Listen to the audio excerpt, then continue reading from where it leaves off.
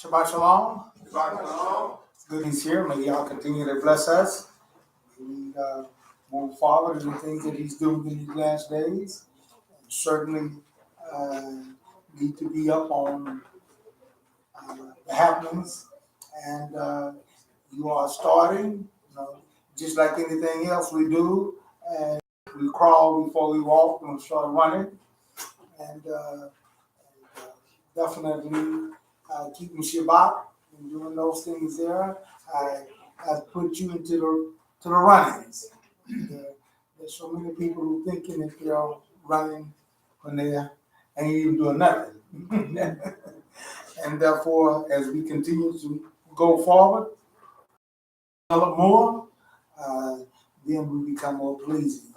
I also want to take this time to welcome in all our listeners, those that's in Israel, those that's in Canada, those that's in the Philippines, and also where you may be picking us up on the internet, here in the USA and wherever.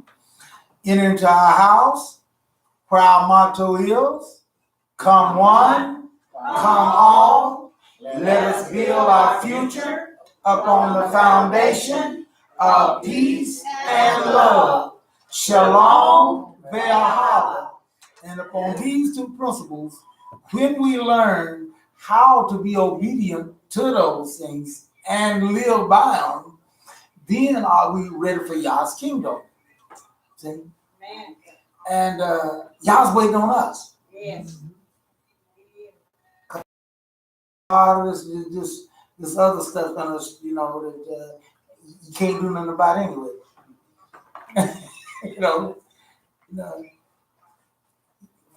It's just not the time, and you don't have the power and the ability to do anything about it. Yet we'll rage about it, we'll do this and all that, but that is wrong.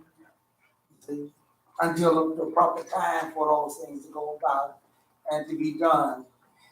No one is going to lay down without some overpowering power to come along, and therefore your best chance is to get with the coming power. Amen. See? Amen. That's the only hope. That's right. At least that's the way I see it. But if you see it a different way, then okay, then all right. But I'm going with what I think is the coming power. Right. Like I mentioned, that you don't have prejudice until the end of time. It's gonna always be somebody gonna be prejudiced. So, That's why all them folks gonna be eliminated. that's right. What happened to the American Indians? Yeah. They put up a valiant fight Yeah. and all, but they couldn't go against the coming power.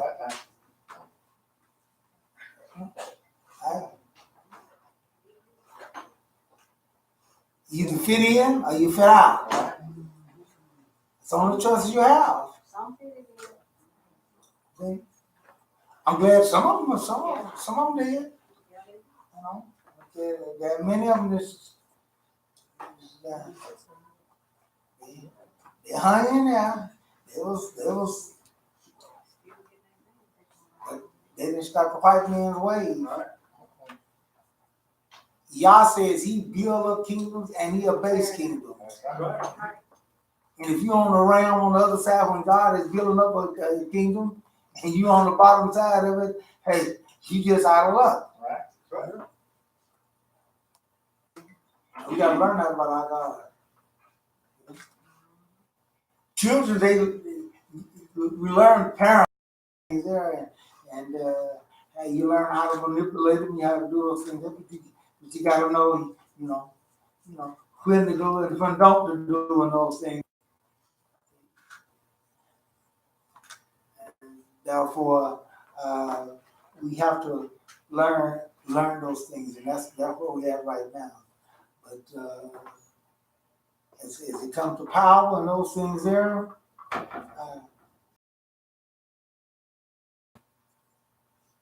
got it. Yeah. Mhm. I was just thinking last night that we got to, talking about, got to the house, I was thinking that, I was now, okay, 2019 get here, 2020, then all the black people's gonna be heading towards Jerusalem. And I was thinking, now, what they expect Jerusalem to do? And they feel like that, hey, okay, we come here to, take our land.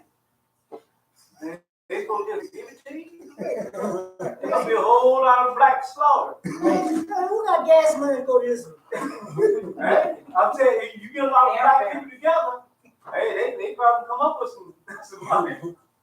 But the point is, when you get there, what's gonna happen? I think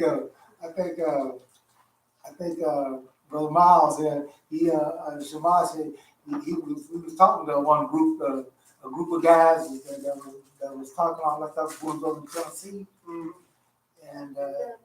and he told, man, I just saw about 10 years ago, or maybe probably longer than that. Yeah. And he said, let me tell you something. He says, if you went over there right now and they gave the land to you, how long you think you can keep it? Right. How long you think you can keep it? I told him no matter what y'all look like. Yeah. That's what he said. You know, hey. We are very resourceful people now. See, It could happen. You teacher back there? Huh? What you say? I said, I guess we just totally. Right. We're very resourceful. We built every kingdom we went to. We built the United States. We built Egypt up.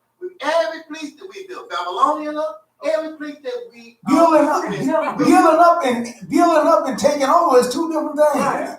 no, If it isn't, why you still crying about the situation at the end? If it's not the different thing. The point is, we build it up by who order. Yeah. That's The white man order. That's why we build it up. That's a whole different. Right. Yeah. Yeah. See, I just like people that go to Atlanta, you get a good job in Atlanta. Yeah, that's true. You go to Atlanta, you see a lot of black people down there in position. Yeah. But you got to understand that Atlanta is white owned and black operated. Right. Y'all also have to remember, before we were brought over here, how we were. We were princes, rich, Yeah. and all of that. So And that was beat out of us and took, brought us in bondage, and that's why we were where we are now. Yeah. You were subdued before you bought over to be bought over here. Yeah. So yeah, and you were superior power. Right. And they hung some, make sure that we didn't, put on ourselves. Yeah, the smart ones. Looks like this nigga's cooking on the table. Make an example out of it. But dear folks, things do change, and God have made promises, and He will fulfill those promises. This last time they got kicked out of this. That's exactly right. They were 100% Israelites and everything, and got kicked out of the land. Right? And then my heart stopped out. Somebody stole my land. No, ain't nobody steal it. We got kicked out. They didn't even get to the Huh? land. They didn't even get to the land. You wasn't allowed. And therefore, we got to see this thing for it is, and stop these section things that these people come and lie to us and give us false hope and everything here about something they don't know nothing about. See? Wishing and hey, but you got to have more than that. Right. That's right. I think the point is that y'all want us to come back to Him. That's the whole thing. That's what he's like. That's what he's like. They figured out about me. Y'all started by it. I'm not. It's some black that is started by that kind of people. No. No, We have to deal with that. I don't Well, say- I have to. Well, I'm not saying You don't have to, but I have You don't to. have to, but I'm just saying that it hinders, it don't bother me if they theory. There's a whole bunch of theories that I know is wrong, it don't bother me. Right, I agree. But it bothers a whole lot of other folks, Right, and especially when they come That's why to we should never when they say come to nothing. hear they want to hear the truth, and you got to bring out those things, Right. because they think that is the truth. And if you can't talk with them in an intelligible way to understand those things, then hey, they're not gonna listen to you anyway. Right. They're not pay you no attention. A lot of blacks feel that, okay, all blacks gonna feel and see it that way. No. We seen here. Here's the thing. I'm stressing all I'm saying. We're teaching something totally different than what the variety of folks are teaching, Right. and that is peace and love. Right. Right. They don't want to hear that, but that is the coming power. Right. Amen. They're gonna teach about you still enslaved to the white man. All that. You are saying all that. They say those things there because they know that it can incite you and flare you up and Right. get you all charged Right. up. But even that is kind of slacking down now, you know. They're like Trump, they know they got a base that like that. Yeah, right. And so today, and long as we get charged all up those things there and go forth and just like a bunch of Indian friends and stuff, hey, they charge them up there, they war party dance and everything there. And then went out there the next day and went against the guy out there with a machine with a Gatling gun. Right. And smoke that They up there with their bow and arrows and stuff. They get full of that paleo. Yeah, and didn't have a chance. Didn't have a chance. But they went out there. Holy Spirit. All I'm saying is that y'all wants us to, and this is what we're all about, is God do have a plan. He do have a plan. Yes. And it's gonna work. Amen. But will you be a part of it? That's the thing. Right. And that's what my job and those things is try to get us into a situation where we will be a part with that. And therefore, I tell you, we got to have the mindset of peace and love. Because that's what God is, the foundation of his kingdom. All this other stuff and all this, it's gonna get you in trouble there, folks. See? It's just gonna get you in trouble. We got to, he said, vengeance is mine. That's right. Yes. And if you really mean that, why are we all rattling our cage about all this other stuff that you can't do nothing about really anyway? Right. Right. Just like the audience. Some folks just like y'all like, yeah, they'll let you do it. Some people like to be heard. Yeah.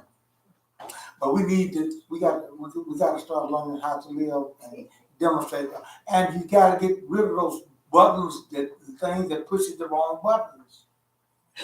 See, because we all have those buttons. And see, but we got to let it go because the enemy is going to use it. Yes. See? But nevertheless, let us, Israel, let's get our tele talks.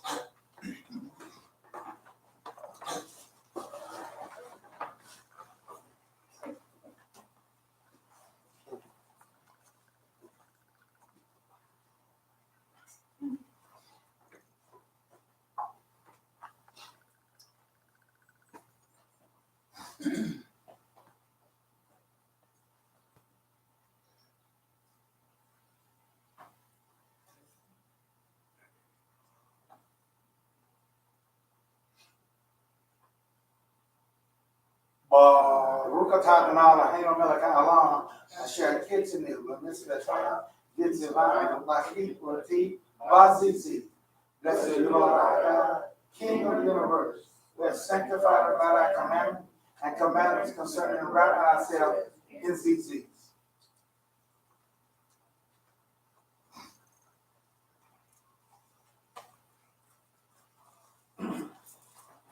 That's the rest of the thing. You should be near a songbook at this particular time or a piece of paper that have page 350 on it. If not, that Ursula will see to it that you get that. Women are 19 and up, men are 19 and up, youth is 12 to 18, and all is all who can read. I was glad when they said unto me, let us go into the house of Yah. Women, Calm my spirit, God. Come returning inside of me. Cause my rush to get everyone fed and here on time. Quiet my confusion, Yah, and all the tension of getting here. I know I made the effort because I really do need you. Yah, speak to me in the quietness. in his gates with thanksgiving and into his courts with praise. Be thankful unto him and bless his name, for the Lord is good. Men, no matter how far I work and how well I plan, there's always something I didn't plan on. And there isn't enough time to go around. Forgive me, Yah, for letting worry get in the way of my gratitude. You are good to us, Yah. We do have so much to praise you for. Make a joyful noise unto the Lord, all lands. Serve Yah with gladness. Come before his presence with singing. You.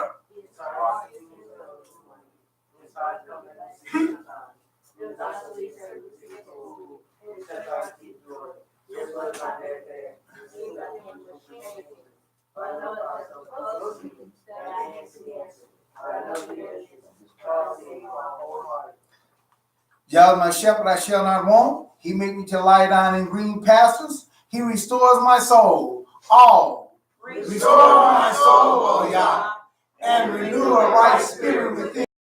Make me to hear joy and gladness, that the bones which you have broken may rejoice. Cast me not away from your presence, and take not your Holy Spirit from me. Restore to me the joy of your salvation, and uphold me with your free spirit. Hallelujah. I ask you to turn to face the Holy Spirit in this direction now. I open it to Philip, Kohen Baraka, and Shimon.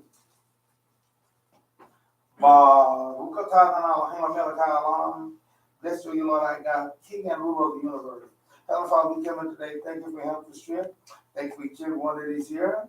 Thank you for those of whom we prayed for and you have given results, and they're on their very way back to recovery.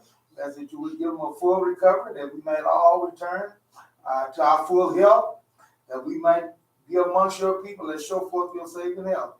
Because we look unto you for our healing, whether it is spiritual healing or physical healing, or whether we need a physical and spiritual healing. We know nothing is impossible with you.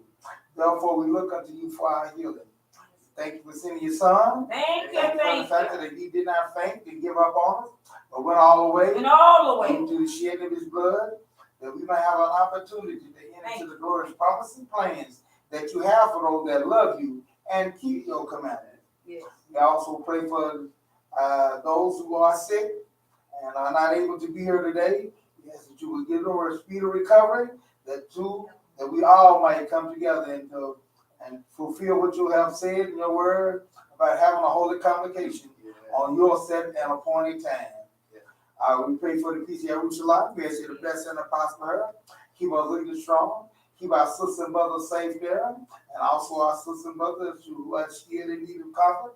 We ask that you would grant them comfort as well. Bless my mouth. Bless our ears. So those things we just said, be what you want me to say, that we might add to our knowledge and be not amongst your people that perish for lack of knowledge, not knowing what you're doing in these last days. Continue to bless me to go further in this service. Always bless and I ask in thy son's name, Yahshua HaMashiach, the man whose name is the branch. Amen. Amen. This particular time you should have a Bible, preferably the complete Jewish Bible, for our Kohen Baraka, which is found on page 153, which is Numbers, the 6th chapter. I will read the 23rd verse, then you can read or go to 24 through the 27th together. Speak to Aaron and his sons and tell them that this is how You are to bless the people of Israel. You are to say unto them all together, Yivarekah Adonai V'yish Barakah. May Adonai bless you and keep you. Vayera Adonai Panav Ileka V'yikuneka.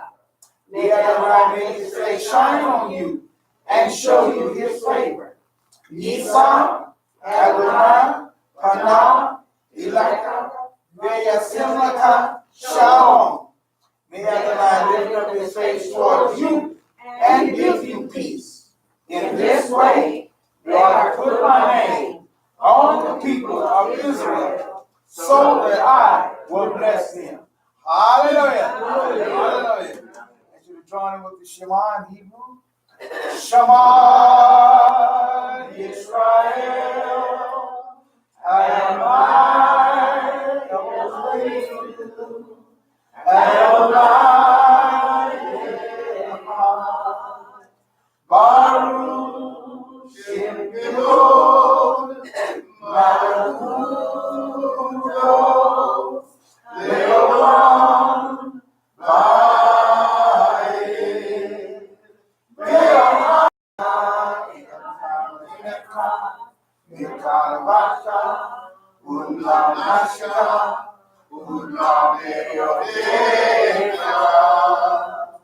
Now, if you get your Bible and turn to page 204 in the complete, which is Deuteronomy, the 6th chapter, 4 through the 9th verse will be what we'll be reading. The first two verses, 4 and 5, what we said in the read.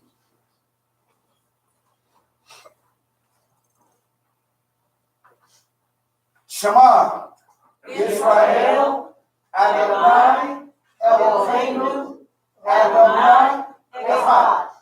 Hear Israel, Adonai God, Adonai is one. And you are to love Adonai your God with all your heart, all your being, and all your resources. These words which I am warning you today are to be on your heart, and you are to teach them carefully to your children. You are to talk about them when you sit at home, when you are traveling on the road, or when you lie down, and when you get up. Tie them on your hands as a sign. Put them at the front of your headband, around your forehead, and write them on the door frames of your house and on your gates. Hallelujah! Hallelujah! We ask you to go to page 1279 in the complete, which is Mark the 12th chapter, 28 through the 31st verse, and see what Mashiach had to say concerning the same subject.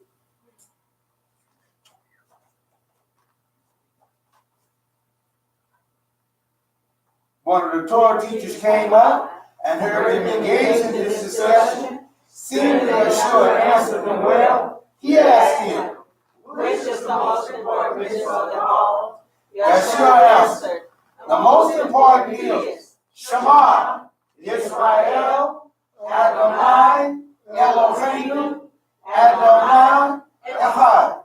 Hear, O Israel, the Lord our God, the Lord is one. And you are to love Adonai your God with all your heart, with all your soul, with all your understanding, and with all your strength. The second is this: you are to love your neighbor as yourself. There is no other mitzvah greater than these. Hallelujah! Hallelujah! Hallelujah! Hallelujah. Our song shall be, I lift up my eyes to the real thing. What's important? A lot of things to be lifted up our eyes to see, but is it the real thing? It's the most important thing.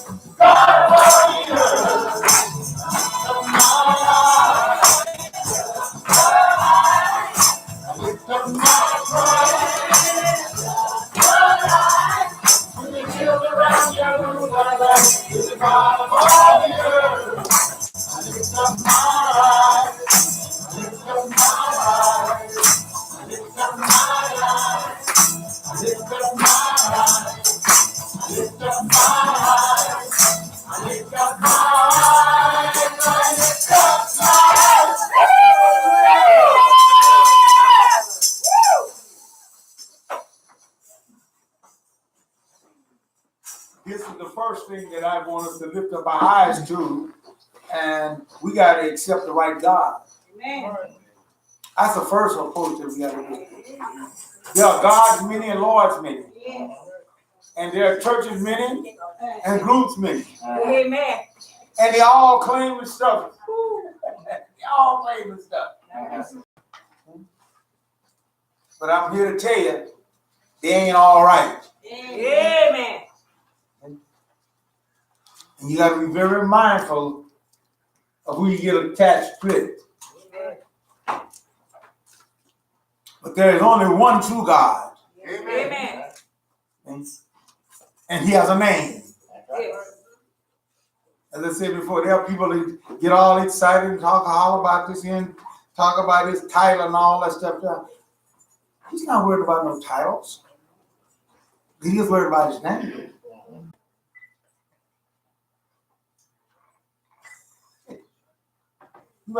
You better start thinking about it and consider some other thoughts. I thank goodness there are some that are. But there are so many more who are learning more and building more mighty and more destructive instruments of destruction. For who? Mankind. The very thing that we are. Now we done got to the place now, if we unleash all that stuff, nobody wins. What do you mean by that? What I mean by that? Nobody wins. Huh? Exactly. Radiation ain't selective. I'm just gonna kill all the white men. I'm gonna kill all the black folks. See, right? I'm gonna kill all the Spanish. No, radiation don't have that criteria. all men equal. That's right. That's it. And we have the ability right now, see, to unleash that kind of stuff and make it tough on mankind. That's how far we done get advanced, and that's how far we done move forward. Somehow we got to get this peace and love locked into us.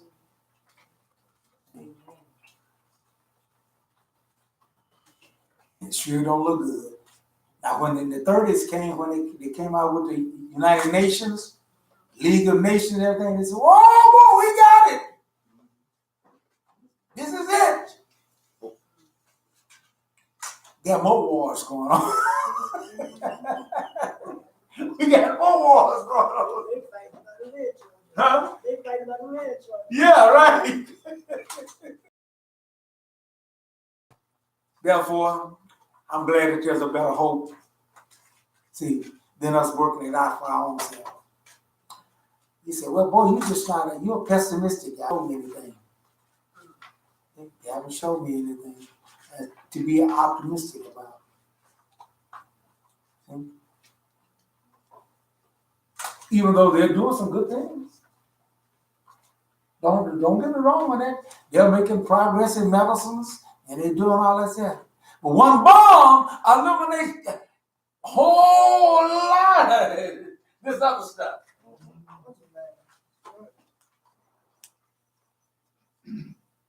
I don't think we really understand how destructive these bombs is that man is in trouble. There are many of them that hate this God that I'm trying to tell you about. See? They mankind too.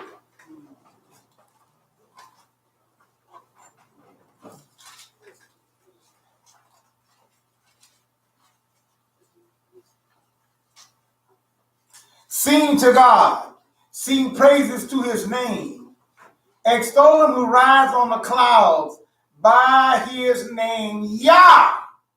Praise the mighty Yah. Hallelujah.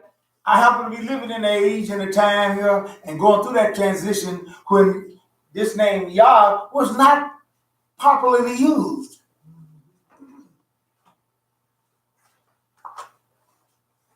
Even though people were saying it all along and everything, and when they say hallelujah, and they shit.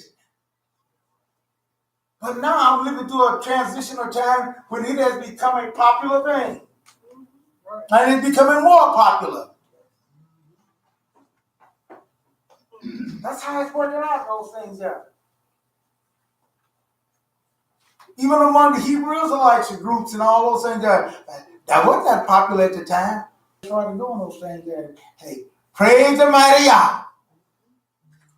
See? And we were doing that and saying those things because he told us. See? I told one group that there, and boy, and he called me a cult and called me a devil worshiper and everything. Because he didn't understand about what I was saying. So they didn't use the name Yah. No, because he taught something different. They probably used Jehovah God. Oh, yeah. Okay. But he says here, by his name Yah, who we have on our banner of truth here, and he requires something of us, and be glad in his presence. Amen. Amen. So how can I do that? That's very easy. When we understand what the results of being in his presence, being able to be in his presence is. It brings joy. Amen. You say, well, let me tell you something, dear folks. It should be hard for us to understand that. We'll do that right today. Spend big money. Let some popular guy, come there. Well, I always tell me, I got to go there. Why you want to go there? So to be said that you was in his presence, yeah. Wearing his t-shirt. Now they take pictures with them. That's Yeah. Show the pictures of. And you're gonna pay big money for that. Yeah. Yeah, you ain't getting that free. Right. Like I said, I remember one that show you how long that ago there was. I think the guy's name was Rick James. I think it was. She was talking about going to and everything. Yeah, man, and to me, Rick James don't make no different than ain't no different than the Beaver Boys or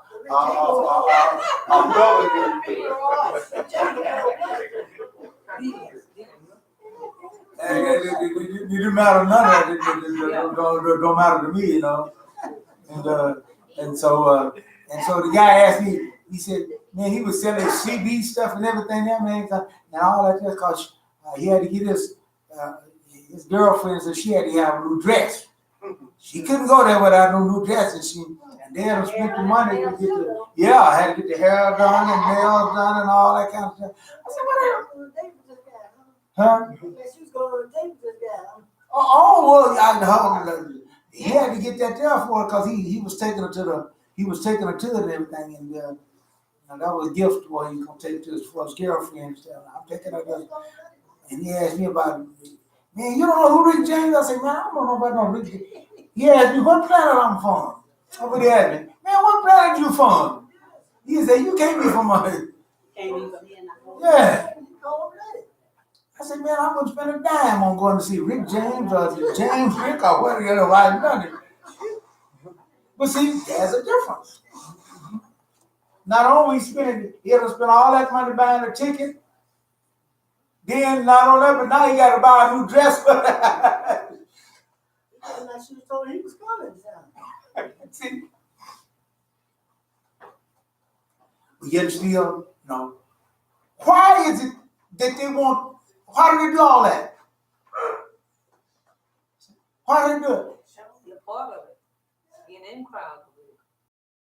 And it's a prestige that goes along with it. Man, I went to so and I was right there, and then I got up on stage, and I was in the front row, and that. Oh man, we brag about that.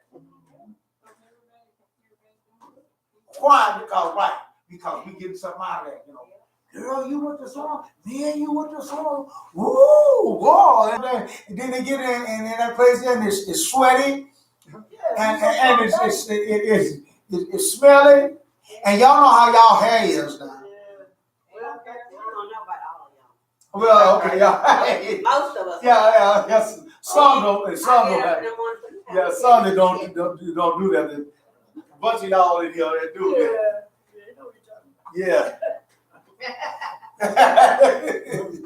See, get in there and they say you spend all that money to get that hair all straight and all that, and then get the sweat and then all that thing in it.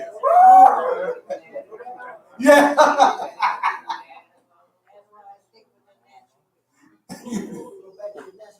Yeah, right. Yeah, natural.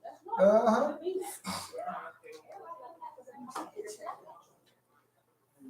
Therefore, but yet still, it says be glad in this. I'm glad to be in God's favor. I'm glad to be able to carry this dress and everything. You know why? Because I like the end result. Mm-hmm. Yes. I like the fringe benefits. Mm-hmm. And if it wasn't for that, hey, I'd be looking for something else too. But I can't find nobody else nowhere else. I like the idea of living forever. Even I was looking at a scientific picture and everything, and they said that they believe that the knowledge and the ability for us to live forever and never die and everything is within us. It's like in our DNA. Got junk DNA now. It's like Yeah. we need that. We just need to know how to hook it back up. Yeah, right. And so they said, hey, we can take it out there And when they got the devil in that DNA stuff, the stuff that they was calling, I think it was something they was calling junk DNA and everything. They found it. Whoa, wait a minute.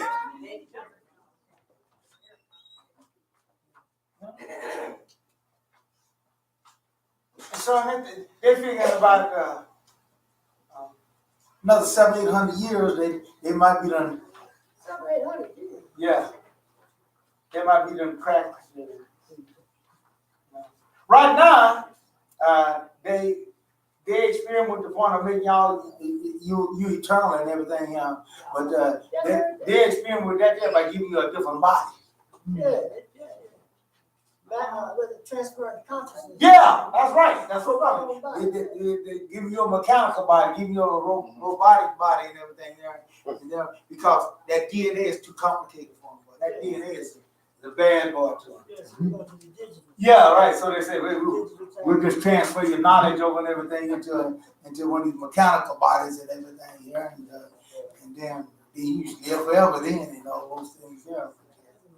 But there's a code, there's a secret, there's a code that God has placed in our DNA and everything that shut down them 500 and them 800 and 900 years that our ancestors used to live in. They want to pattern it out the RoboCop.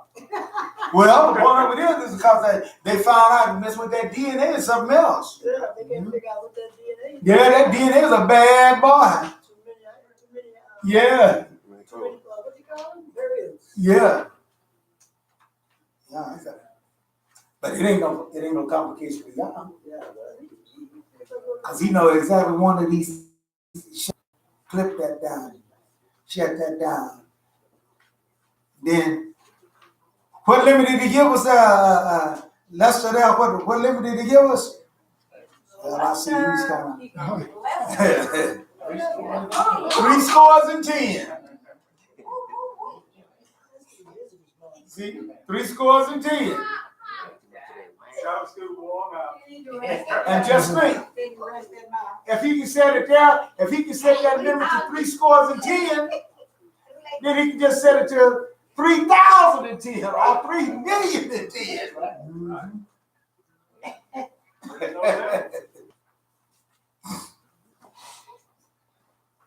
Therefore, this is the way things go forth, on that end. Who is this God we're talking about? You go to the 8th verse, and it says here, the earthquake and rain poured from the sky at the presence of God. Even Sinai shook at the presence of God. The God of Israel. That's the true God.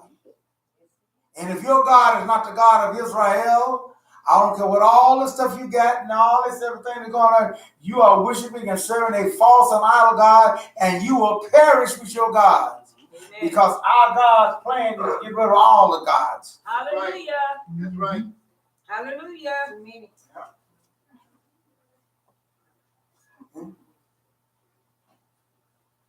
He the one made the earth, and he established it, and he has a purpose for it.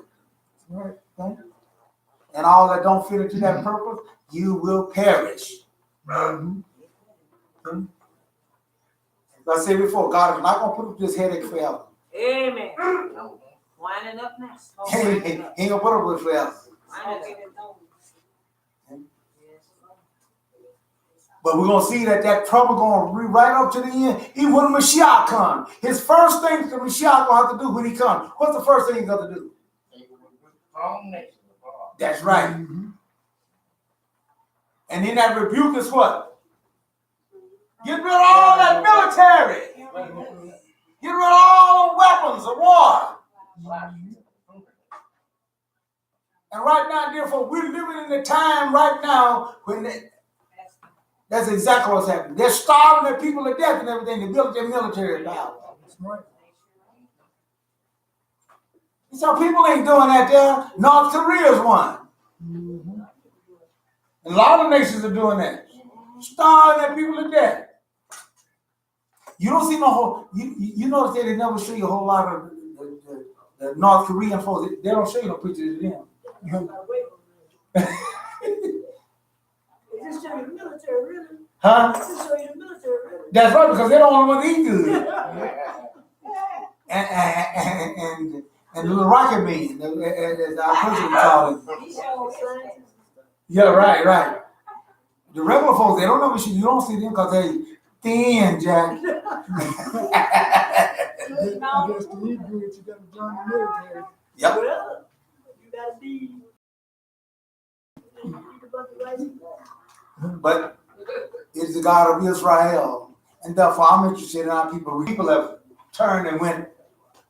And he said, it's what we do. We go worship sticks and wood and glass and stones, everything else except him. And then we're going to jump and holler about, I'm Israel.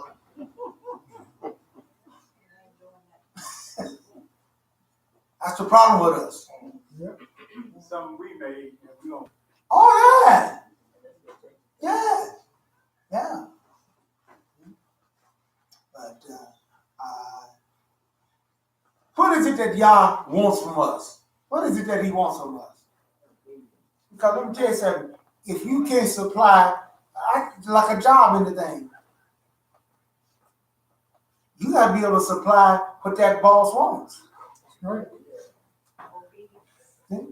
If you can't do like that, what do you need you for? And they want you to represent. Mm-hmm. Let me tell you something. When my company used to send me out all the time. They would send me out to all different places and everywhere. And there was one requirement. I had to be 24/7. I had to be there 24/7. One thing. You got to be a true representative of Amico. And that's what he said. He said, you go here, you go there, you have your free time, your own self there, you can be that there and everything there, and you don't have to worry about the job, but you got to be a 24/7 representative of Amico. That's right. That's right. You can't go out. That's exactly right. You can't go out there and act no fool and get in jail and all that kind of stuff and cut all that in and then tell them, you remember. I'm gonna put out that letter. You used to be with us. Yeah. Well, really, you can't do that. You can't do that off the job. Yeah. You get a reputation of somebody comes off the job, they'll let you go.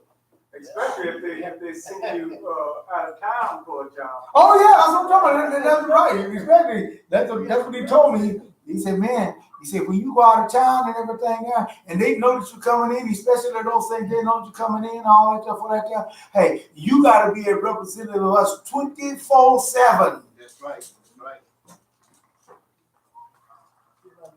As a matter of fact, I was talking to one guy there. He was a bus driver, and he got a ticket. Speeding ticket, driving his own car. What driving the bus and everything? Do you know that affected his? Yeah, I do. I had to go tell them time I got it. Next day I went to work, I had to go give it to them. Show it to them.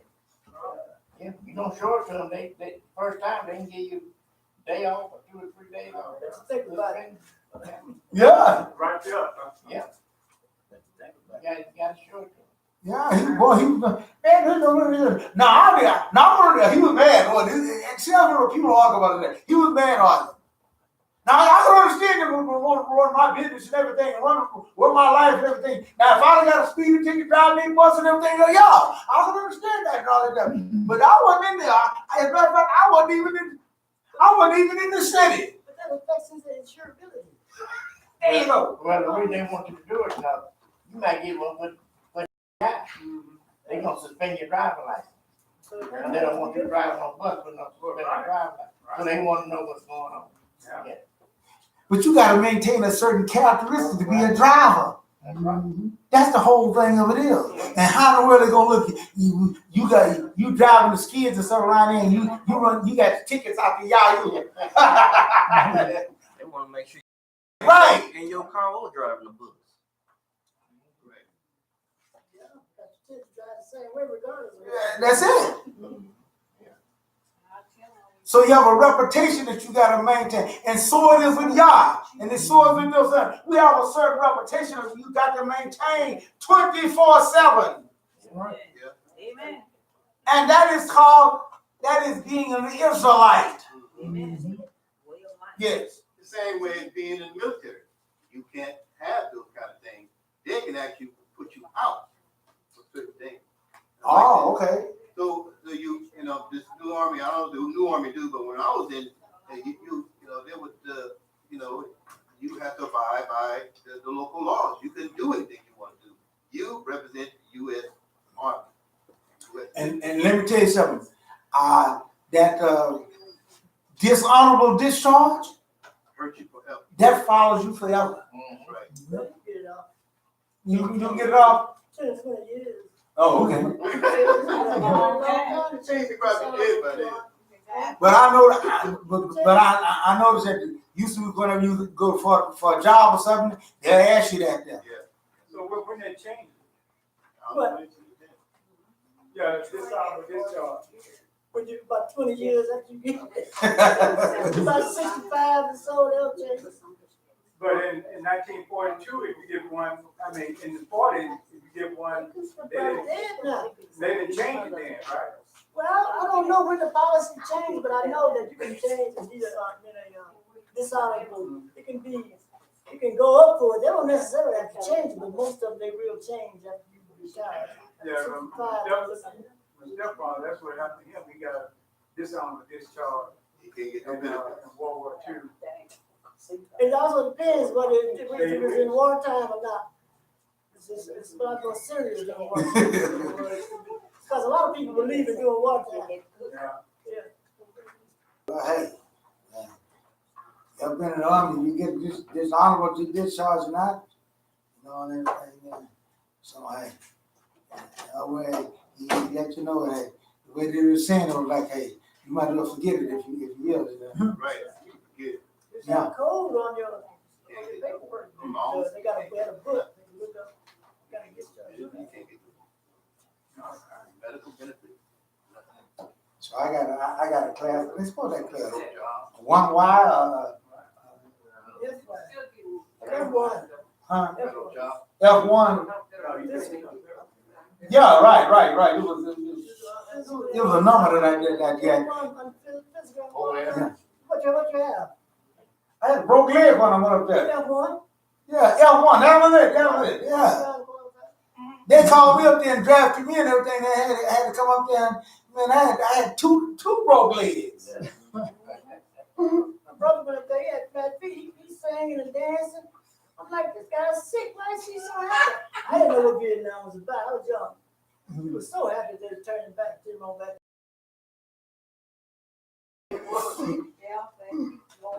Yeah, no worse. So they picked me up and everything. They cast up there. They carried us up there to get inspected. You know, they saw me coming in with the cracker. What's all this here? You know, and they're trying to be smart with you too, man. Trying to make it work. They're trying to be smart with you, because they know in case you might come up there sneaking up there. They kind of keep the curtains off from under you, so they just kind of see you faking and stuff there. Yeah. Trying to hurt somebody. But see, I had all my statements and stuff and everything. There are a lot of guys up there played dumb, boy, flunked the test. Yeah, they flunked the test and everything. Hey, I aced mine. Hey, I wasn't. Yeah. I didn't want to do that, but you know. They sent me on back.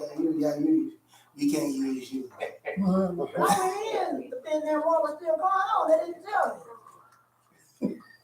I went in 74, the war in the 75. Yeah. The war was police action. Right. Yeah, you're right. But a killing. But what I'm saying is that I said all that to say this here. Everything that you do or anything that you have to do with and all that there, you have to meet the criteria of what they need. If they don't need you, they ain't gonna do it. But when it seems like when it comes to God, we got a whole different mentality altogether. Take me like I am. Yeah, now you know. Dear folks, God don't have to do that. No, he don't. God, my God, the God of Israel is not desperate. He has a criteria. See? And we go to Isaiah 43, and he tells us what that criteria is. But somehow, we still ain't got that over to us. We still think that everything should fit into what we think. And it's got to satisfy and be just like I want it.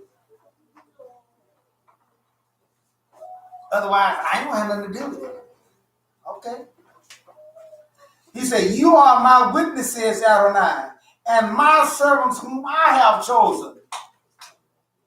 And therefore, if you can't qualify to be his witness, and you can't qualify to be his servant, what in the world do he need you for? What do he need you for? But somehow we done got that all mixed up. He says, so that you can know and trust me and understand that I am he.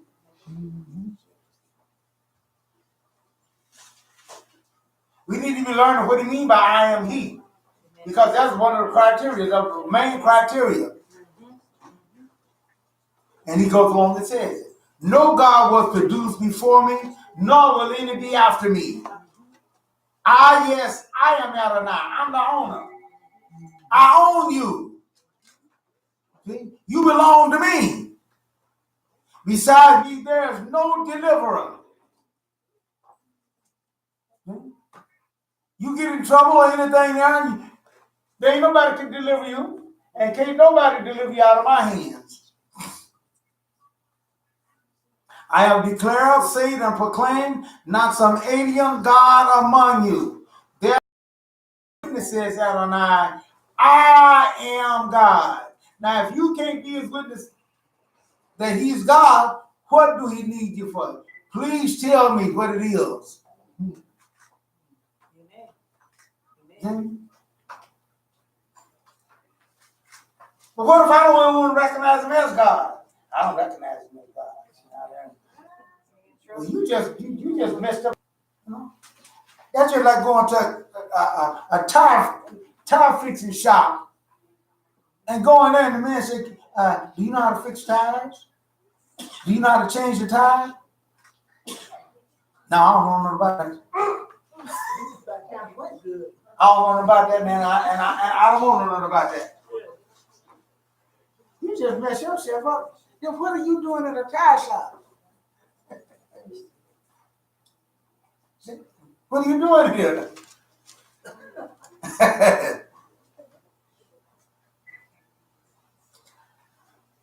You got to get better than that, dear folks.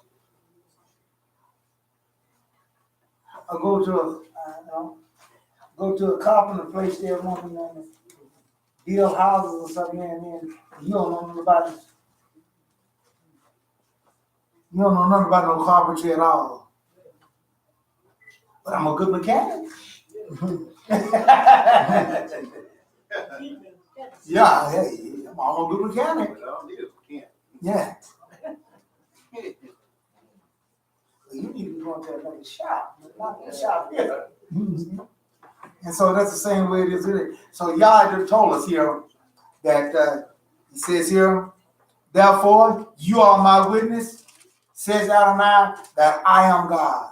And if you can't be that witness, what do you need us for? See? Then he goes along and makes it more clear. In the 44:8, 6-8 says, thus says Adonai, Israel's king and redeemer, Adonai Zebaoth. I am the first and I am the last. Besides me, there is no God.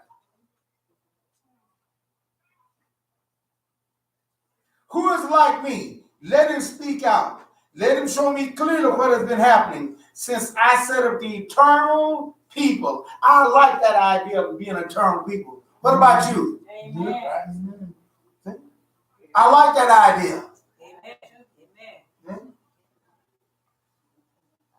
Let him foretell future signs and events Don't be frightened. Don't be afraid. Didn't I tell you this long ago? I foretold it, and you are my witnesses. Is there any God besides me? Israel, is there any God beside our God?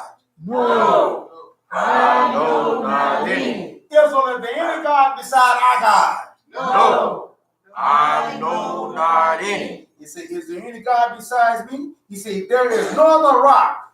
I know of none. Dear folks, you're on your way right now.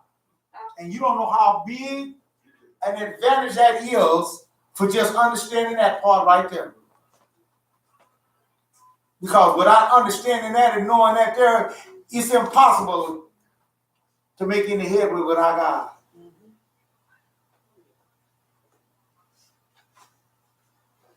And that's why Satan, don't mind hollering about all that stuff. No, as long as you got much all up, you got all the religious you want, just like, hey. As long as you miss them all. Exactly. He don't care if you always undershoot or what, just as long as you miss them all.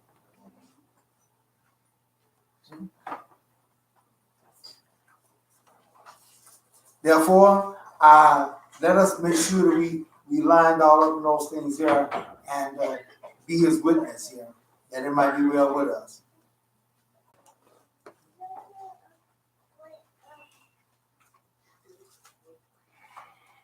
(28) and 29.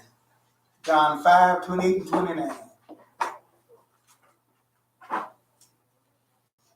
Be surprised at this and come out.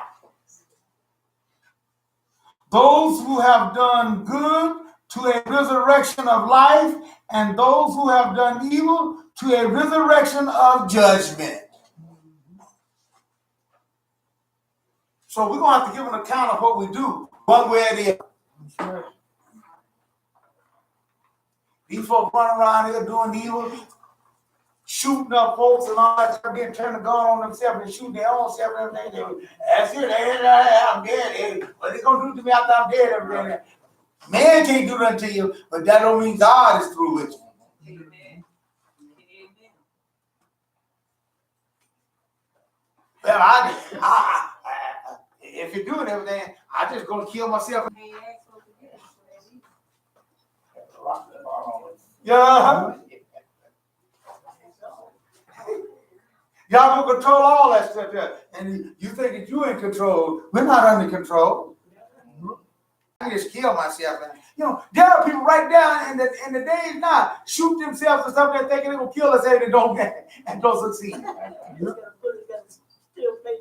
Yeah, right. I know someone shot them in the head, bam, in the head, and kill it. And guess what? Didn't kill them. They can't ask for forgiveness. But they missed. Yeah. Yeah. So therefore, it ain't guaranteeing this life here about that. And certainly there's gonna come a time when they say you're gonna seek the death and can't find it. Death is gonna flee from you. That's gonna be a Disneyland. Right, because God got us. I got something planned for you. I got something for you. Therefore, he lets us know that resurrection is a bad boy. As I said, I had to learn something different. I had to, and it's all about being corrected. And I tell y'all this here, I thought that first of all, for a long time, I thought that the resurrection was only for the good folks. Yeah, that's what I thought. A lot of people think that now. Yeah, I thought resurrection was just only for good folks. But that ain't true. Right. I'm not according to what Michelle said here. That's him talking. He the one said that. I don't think that's supposed to be bothered. And then Paul scared of that. Who was it? Was it Felix or Festus? It was one of those procurators.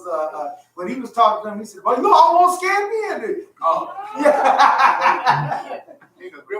Yeah, I wasn't a Agrippa. Okay. Yeah. When he came before him, and he got to let them know and all that stuff there, tell him, hey, God that I serve and all that stuff there. Hey, don't make him get weak. Yeah. Get this man out. This man's all right. This man talking some stuff that got me scared because I thought I never even given a thought about what I do because I'm a powerful man, this and I'm that and all that stuff. Ain't giving no second thought about what I'm. Now this man got me thinking about, hey, you better start thinking about how you do it, what you're doing, because God knows you got to pay for that. And that's why I got to say, we got to understand, we all want to give an account of those deeds and those things. So we got to be careful about how we treat one another. Amen. Because he said he's a just God. He's an unfair God. Right. So you better know what we're dealing with here on that end. Okay. She gone. Cut out, didn't she? Sister LaShonda, I was going. No. Hmm? I think Huh? Oh, she went to pick up Geraldine? Oh, okay, okay. Well, it was time for the intro here. Okay, right, and Sister Yoli, come forth with the banner intro. And our song will be Zealous Over Zion.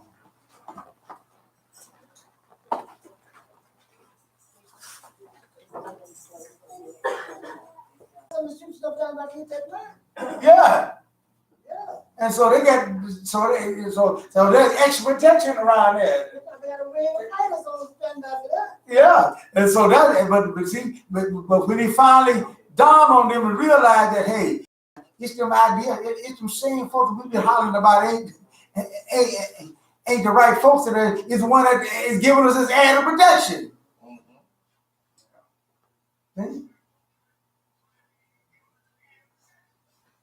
So they found out when they went to some other places and everything that, hey, they thought at first they thought it was their color until they went to some other places and got attacked just like everybody else did. Then they realized that, okay, yeah, the Mormons down there, that's where they get their nuclear plant down there. And so that's where it's, you know. And so it's good to get the full reality of things. See? And once they start getting the full reality of those things, then that's when the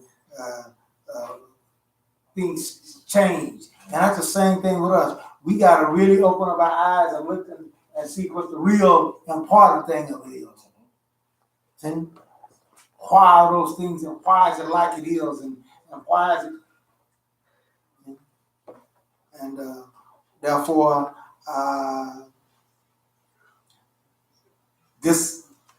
they finally got the mail bomber. Yeah. That was bringing some scare too, man. People, you get a package coming, hey. I said, hey.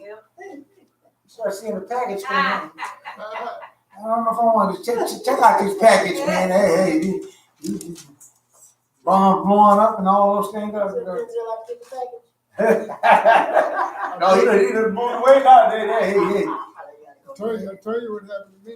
Yeah. What, you gonna get the package? No, I was sitting there watching about the kite bomber, and here comes the FedEx man. Come up with a package. And I go to the door. I say, I ain't on no package. We got head. They always say, I ain't on nothing either.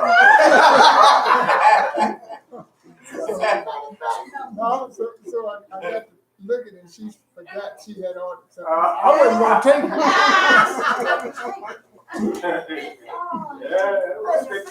Take one. Wasn't there.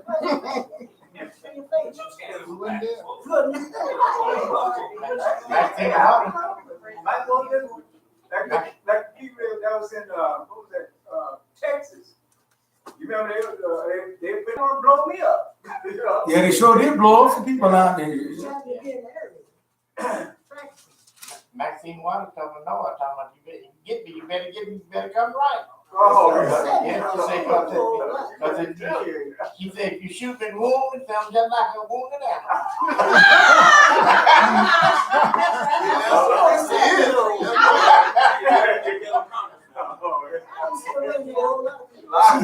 She talking all that no, but she was saying that like all of them, they got people that take care of that check out all these stuff that come in too. Yeah. She She'll be way in the back. right. You take care of that? I'm just saying she could. Talking noise. I guess I would too. You represent blood after somebody. But dear folks, but still, that's a danger. What is it in the mind of people, and their thoughts and their violence and everything, man? It just, It's a good thing you were too smart. You just figure out how to detonate them. It just send them to them. When you got a leader that talks noise like that and tells us that we must protect him and we must protect being Republican and talk all these noise, crazy people gonna take that like we need to go to war. So you know what I'm saying? He ain't associated with, that ain't associated with Republicans. You know what I'm saying? But that ain't got nothing to do with him. yeah. They try to get out of it. They want to cut all ties with the pipe bomb. But he was all for against Democrats, and it's clear, and everything. Yeah, the same thing. And he went to all the Trump rallies. Yeah. Yeah, he's a fan. So he was definitely motivated by Trump. He was motivated by Trump. Yeah. So Trump is a skate ride. So what you saying? Yeah.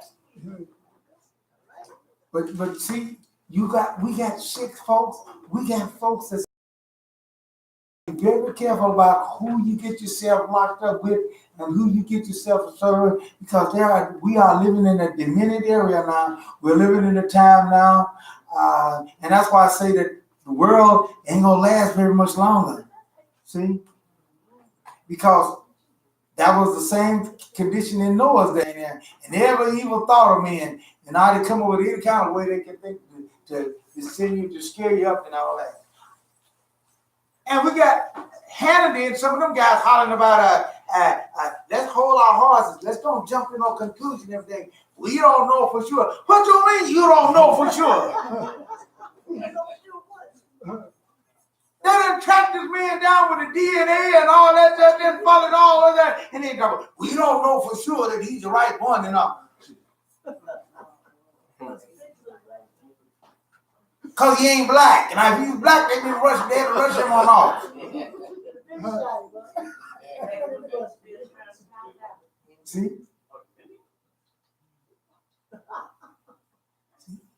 They got the right person. Oh yeah, they pretty well sure that they got the right one. They went through a whole lot of stuff. They got him up there and showed how they traced him and tracked him all down and the whole thing and followed. Nowadays, man, it's you got cameras where you don't even think you got cameras. A lot of people don't know. ATM machines, they take a picture every 5 minutes. What's that? ATM machine, Oh, they take a picture every 5 minutes. yeah. Even got cameras. Whether you use the machine or not. Yeah, I mean, it's just taking pictures all day long. Yeah, right. And they go to them places there, like I was saying, and, you driving down the road and stopping the stop sign there, and look up and everything, there's a camera looking at you. And now they got some more. They putting up some more now and gonna get you that ain't got your license and you that ain't got the insurance and all that stuff there. They specifically gonna target you then and everything there. California been having that. Yeah, but that's revenue. They want to talk to you about it. They want to identify you. Yeah, right. See that in the mail. They want to get their money now. And so cameras is everywhere, man. I'm surprised they ain't got drones going around here at the while. I wouldn't be surprised if they got them. They do. You just don't know. Yeah, that's right. They ain't talking about them yet. They got drones flying 24/7. Baltimore right now. Baltimore is they having the issue. They actually talking about that now. What they talking about is called the eye in the sky. Too many of them. Over in Baltimore, they trying, because the crime is so bad in Baltimore, they trying to figure out a way that they can track. Baltimore? And do the research. There's a lot going on in Baltimore. Worse than Chicago. Yeah. Well, we're living in a violent time. We're living in a time now, dangerous time and those things there. And all these things are things that we have to be very, very careful about what you do. And it seems like the more violent and the more stupid we get. I mean, I think it's crazy. We got young ladies and stuff and all that there putting all kind of stuff out on the internet and all that kind of stuff with these crazy. They was talking to some guy, the police, that shut him, and he thought he talking to some 14-year-old. He was here in Tulsa. Thought he was talking to some 14-year-old and she was a police day. Oh, yo, pervert. Who still falls for that? Huh? Who still falls for that? Yeah. This guy there. They don't think. Right on up there, that police. Be like they had a television show out about what do they call that? Catch a Predator, right? That's why I said, who's Yeah. still falling for that? Oh, yeah. And people stealing cars. They had one where I saw one picture where they had a car rigged up and everything there. Bait car. Huh? Bait. Bait car. Yeah, that's what the name of it was. I said, boy, they got all this in these people stealing it. And that's what I'm talking about. We don't seem to be learning nothing. They ain't watching TV, they out stealing cars. Did you hear about the physical fitness place where they got the two boys on video? They would go in there and they didn't have a lock because they felt secure that they didn't have to, and people would leave their lockers open and bags out. They would go in there and steal the keys to their car. When they go in there and work out and come back out there, no car. That's what criminal mind. You can't think them. You try to do all this thing, and this is the world that we're living in. Yep. Unemployed, got a lot of time to think. But that tickled me, bro. This one guy got the car there, boy. And all this other one, he was driving out, and then all of a sudden the doors are automatically locked up. Click, click, click. He tried to get out. He got to thinking, I didn't get caught. He said it out loud. When the police got me there, I was bringing the car right to the police station. He said the police station is back the other direction. How are you going to do a round trip to the police station?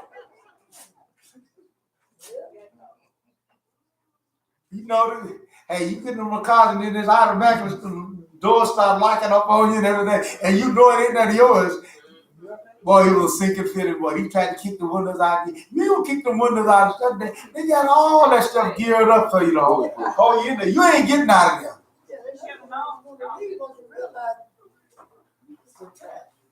Yeah, he should have read it too easy. You know, They're thinking. and I guess that temptation is too much for them. But that's what I'm talking about. When we let violence, when we let those things rule our life, it will cause us to do stupid stuff. It will cause you to do stuff that you ordinarily wouldn't do. But that's why we got to get that rage and we got to get all that. You got to get it under control. If you don't, I guess it's just too much temptation. Man, that car was out there and they set it up so nice. They had a car out there, then people arguing, and I think it was a husband and wife. She was arguing about it and stuff, and so he left the car there, and she went, I'm leaving the car here too. I ain't gonna get out of there. So she took off and everything there. Two policemen really setting it up there and putting it out there in the place. And yeah, they said they watched it. Yeah. We gotta get in here, Run around, look all around, and check it all out and everything. And that's what one of the guys, he had a feeling that that's what it was. He knew about the big cars. And it still was too much for him. He had to go get it. Too much temptation. Well, You done got called another time. See? Hey, this deal got- And he, I started that. that's what he told the police. First man. I got to do that, you know. And then he told the police, oh, bring it to the car, to the police station, Lying. to turn it in. That's why. He said, yeah. He said, yeah. He said, but the police, he said, which direction you going? To the police, you gonna go a round trip? He said, the police station is back this way. Which I know you know. I'm going to the other precinct. Lay across town. No. He said, no. Then he finally admitted, yeah, I got caught there, you know. He said, what triggered you all like that when the door started locking up on him? You know, he couldn't get out. And then, of course, they let you ground front, and then they shut the engine off. Right.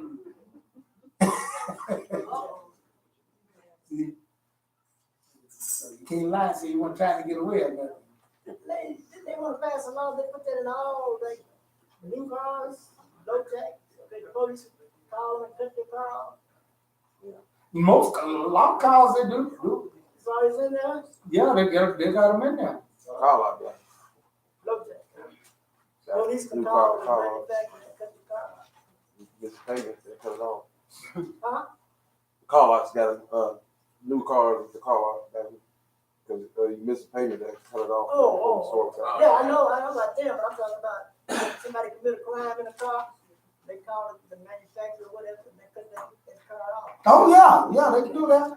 They got, Almost all the newer cars has got that capability, got that, you know, got that satellite thing and everything, but Low tax, yeah. yeah. It's got the, That don't start.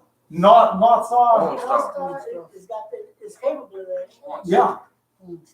they got these, Own stuff. Yeah. On side, right, okay. they got these scooters now, I guess not manufacturing here, it's also where downtown, like you can, you know, just like little regular scooters, you know, you stand on them, and you can rent them out down through the downtown area. So you won't have, you know, they don't have a lot of parking space down there.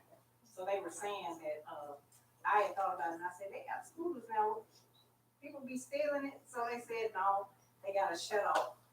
If they school off. Oh, yeah. You got a GPS, so you can find it. Got the air Yeah, that's too light for that picture, that'll keep on. Yeah, that's why they have that. That's a GPS on it. Everything is going forth on us, saying, and yes, Jordan.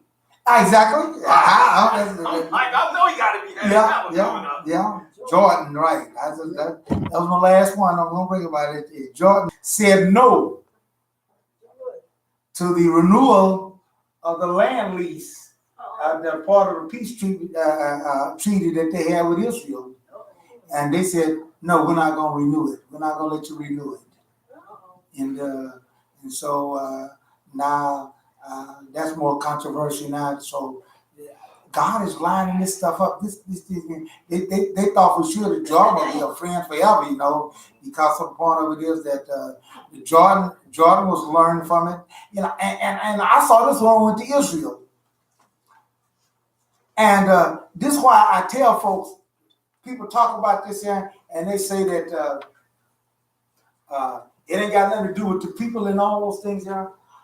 About the land, we be bragging about, basically we talking about that all the time and trying to, no, I ain't got nothing to do with it, it's just the technology. Dear folks, when I was over there in Israel, they showed, we went through the area there, Jericho and all those things there, and Jordanian, and they showed one side of the street was the Jordanian side, the other side was the Israelis. World of different.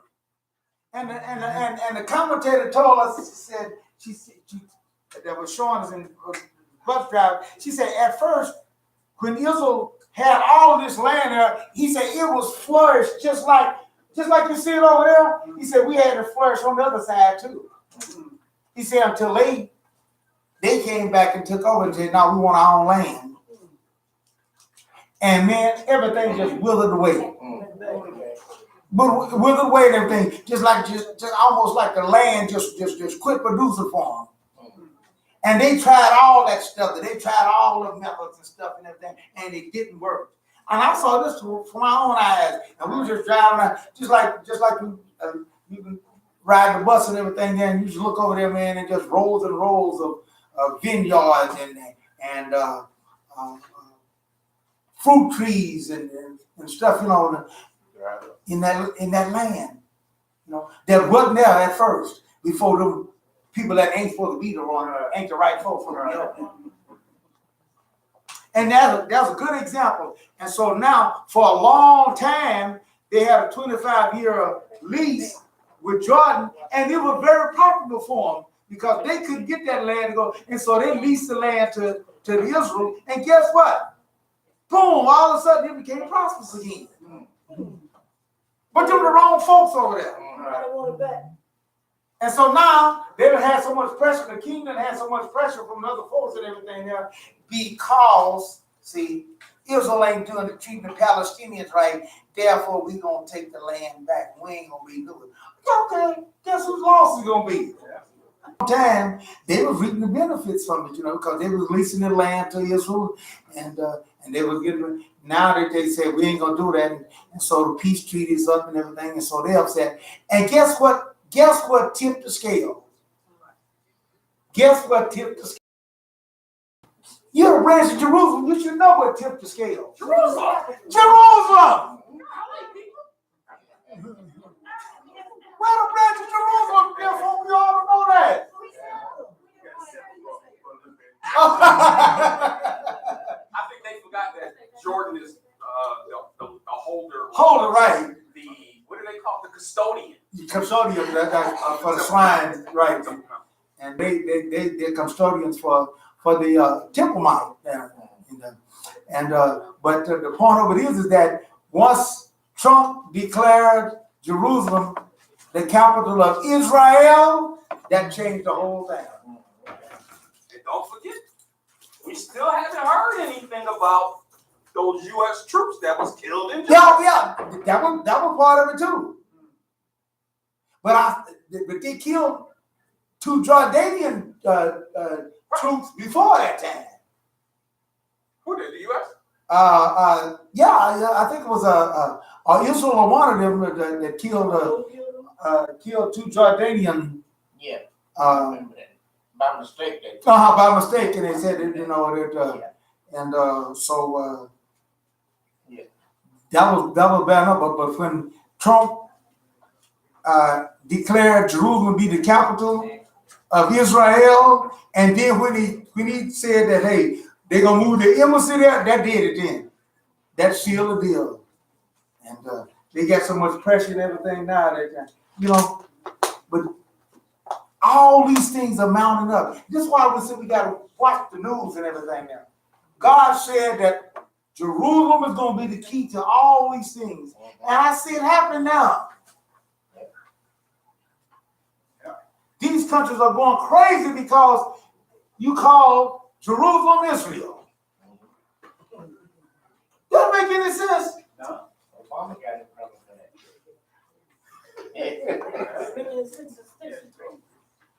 Yeah. Yeah. Anytime you got a controversy between 2 people over some land, and then the person who's supposed to be the mediator calls it for one person, yeah, it's going to cause some people to get upset. Yeah. Yeah, but I went in there and took that land, and how you gonna come and tell me that I don't have the right to? Because of when the UN set up. That's exactly right. The UN set it up and said in resolution 242. I already remember that. Resolution 242 said, yeah, y'all went over and took it and everything there, but hey, we the nations say you don't have a right to do nothing with it. You can't even call it your land, and you ain't supposed to be over there building and annex it and build anything on that land. And you're gonna have to give it back to them. That's what it says. And the world is gonna be determined to carry that out. It's already been told in the scriptures. It's already been told right there in the scriptures that that's what's going on. We are living in a time when these things are peaking up. And this is why we got to pay attention to what's going on so we'll know. Because it's easy to be diverted because this thing goes on so long and everything, you know, we get tired of, like the Bible said, people say, yeah. You know, we've been in, I can imagine in Noah's day. Yeah, we've been here. When you say this rain gonna come, that we don't know nothing about no rain. When you say that's gonna come, when is that gonna come? Yeah, we've been hearing that for so long. People get immune to that kind of stuff.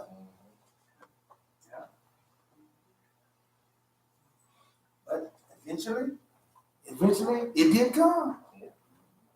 And the Bible said, and the Mashiach said, it took them all away. It was all. Yeah, right. Yeah. And see, y'all even know how to kick on that too. When the rain first came, they said, "Oh, is this what you talking about? This ain't bothering you. This feel good." Oh man, hey. They gonna kill us. Yeah, right. Kabloo! Thunder start cracking. Oh yeah. After that water kept rising, and somebody fell down and didn't get back up. Oh. It started getting crowded on the highland. Yeah, right. Then they started On the high ground. fighting each other on the high ground. Hey. It's getting crowded up there. Then they said, hey, maybe we better start appealing to Noah. Maybe he was right. Oh, save my little baby, my innocent baby. Too late. That's right. He couldn't do it if he wanted to. And that's why I tell our children, I tell other folks and everything that be careful what you do and everything because you can get yourself in a situation where you can't be helped, even if they wanted to help you, you can't do it. Let's watch those things. The scripture says, watch and pray always, that we might be worthy to escape these things that are coming. That shooting that you're talking about just happened today.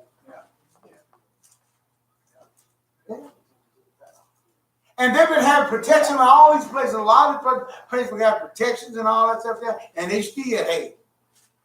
And that's why I said, hey, you got to have more than just, nothing wrong with having the added protection and all those things there, but hey, y'all's protection is what I'm counting on.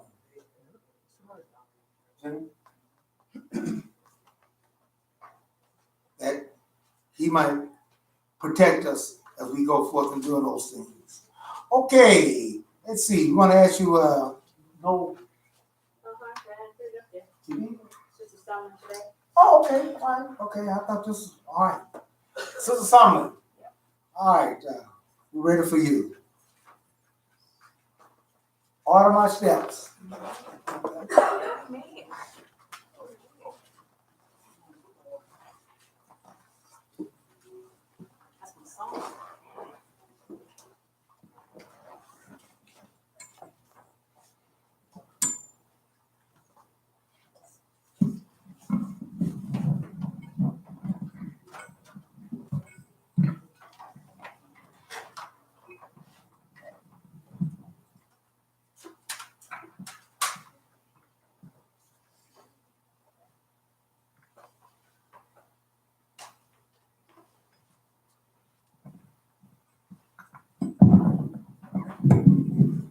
Shabbat shalom, everyone. Thank y'all for this holy Sabbath day. We got all this well. And in life, we know that we want to do what's right. And most of all, we want Yah to order our steps. And not only that, that when he does, we'll obey. Amen.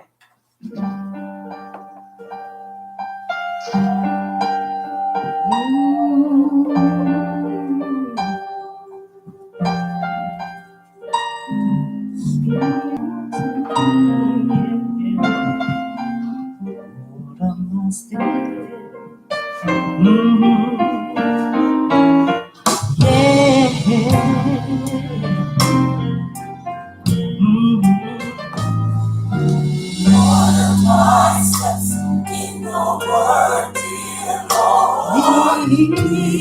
me, guide me in your anointing. Order my steps. Yeah, yeah.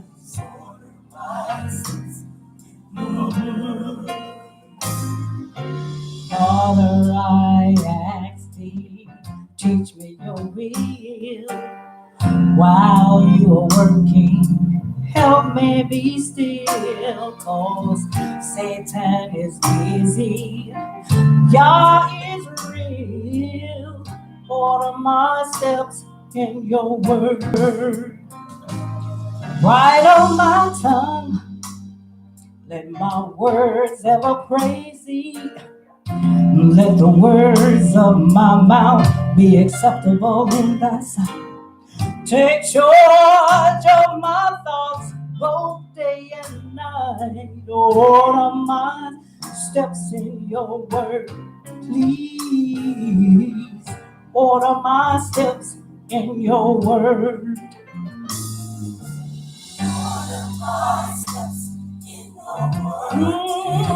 Yeah, lead me, guide me, send your anointing. Father, I pray, order my steps in your word. Yeah, yeah, Lord. Order my steps in your word. Oh, my calling.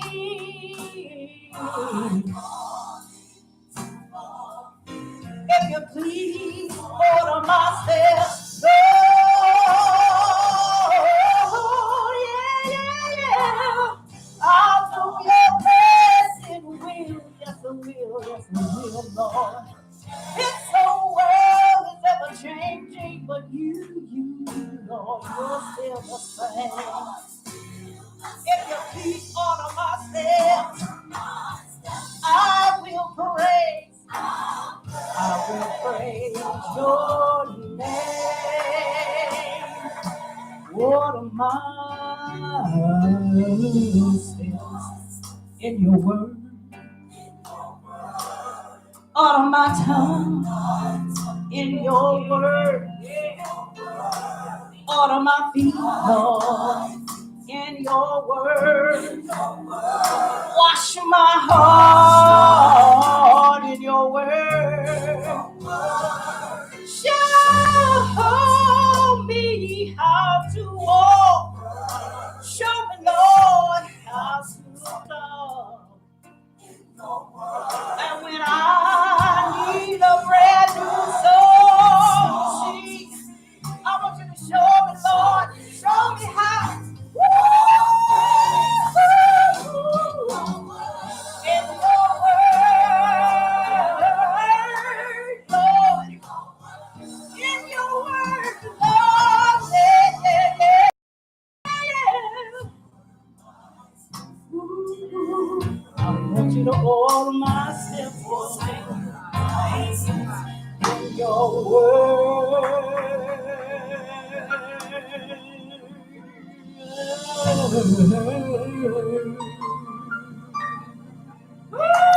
Hallelujah.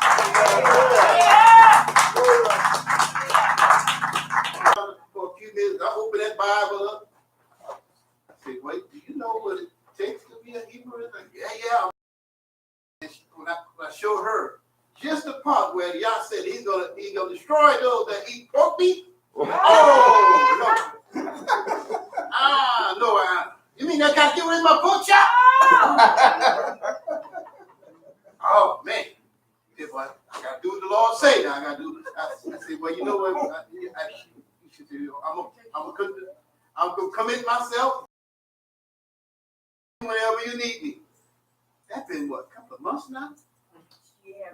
You ain't got no call yet? She never got, she didn't give me a call, she ain't came back with her, she probably dropped us and You gotta provided wait us till with she no. She gotta get rid of the bacon and the pork chops for her. Then she gonna Okay.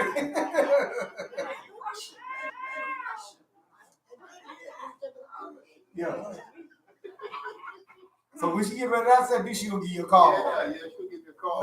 Okay. So it's been 2 months now, though. She got a call and a pork Okay. shot, that's what she got. Freeze pulled pork when y'all talk. Huh? Somebody had a freeze pulled pork at the time. Mhm. Gotta get rid of that. You gotta get that 8 down, you know what I'm saying? It's kind of tough to throw all that stuff away, you know. Hey. Everybody ain't like me. Yeah, everybody ain't like you now. See. My wife, she did really good, because I threw all her catfish away. One of them. Oh, Big old bag. You go and out of there. You like that, you know. I love catfish, but I want to obey y'all. Be like somebody I know, he wanna try to, stop smoking. And I've been talking to him about the truth, you know, so he come out there, sitting out, you know, we were talking. He said, "This is my last cigarette." I knew he was lying. I'm serious, this is my last cigarette. I said, okay, and I called his name. I said, we gonna see. So he smoked a cigarette and he went on in his apartment. And then Brenda and I, we were still out there talking. And I was telling Brenda, I said, watch this, Brenda. I said, that ain't his last cigarette. Brenda said, no, it ain't. He comes out, going to a stop. Bernard, where you going? I gotta go get me some cigarettes. I said, no, but that was your last cigarette. I know, but I'm gonna get this package and it'll be my last package.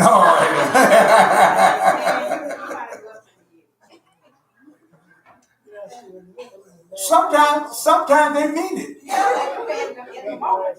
but they don't realize how much of a hold it got on because they fool themselves. Put it in time I get rid of it. Yeah, that's it. Huh? that monkey off his back, realize the rest around your neck. Yeah. 35 years, I'm putting you on. Yeah, I had to go. I went to the hospital with you up there, and then up to the hospital up there, and then she knows she shouldn't have been up there, and then went up to the hospital up there. But I think that helped was when they were sticking to that every 10 minutes or something. They were drawing that blood out of there. Well, yeah, from the, that's checking the, arterial pressure. Yeah, that's painful. I said if she don't quit. I said if she don't quit after this here, then there ain't no hope for her. She shut it down after that there. Pain. Almost that. Yeah. What's wrong? Huh? What's wrong with putting about the other? Going against the curve. You got asthma stuff. You don't need to be smoking. Oxygen and be touching Oh, oxygen. Yeah. I smoked cigarettes for 6 years, but I had a bad asthma attack. Right. In the middle of my asthma attack, my man told me to Yes. smoke a cigarette. Yeah. Woo! I almost died. I need a cigarette. You and Bernie had to come and get me and take me to the ER. Y'all don't remember That that? makes it nice. I don't think of many days since then. You and Bernie took me to the ER, and they said they had given me an epinephrine shot right there as soon as I got there. Yeah. And they said that if I had waited 5 more minutes, I would have made it. That's exactly what they said. That's exactly what they said. And I see For man trying to get you killed. And here you is, asthma, and you know you don't get no air with it, and you're gonna smoke a cigarette. You know that. Well, they say, But if you don't know, hey, that's the same way with me. near-death experience is called stress. Yeah, Stress that's the same thing with me about here. She better get in her. When the very thing, when I start feeling myself getting faint and everything there, instead of me doing the opposite thing there, because I didn't know no better, I was locking in even more. Just always down. Yeah, right. I was sitting all the way down. I really locking into the dead boy, and I was just doing the opposite because I didn't know. I didn't know how to properly stand. So you try to brace yourself, keep from falling. Yeah, because I felt a little. I said it must be, part of past, and everything. Because I could feel myself kind of getting a little, but it was because I didn't know how to properly stand. I had already locked them up and everything there. And so all I had to do was just, like you said, just move around. And that was the opposite thing. I braced up on myself, locked myself even worse. Listen up, and all the back doors was good. And so when you don't know those things, but when you know better and then do it, now something got to be wrong. Hey, yeah. Well, when you start having the oxygen tank, I've seen people go up to the casino, it's smoke all in there, and they dragging their little oxygen tank right in that casino with all that smoke in it. And they smoke themselves. I see them smoke with a hole in their throat. Wow. I seen some of the last cigarette with that blue flame shot out of it.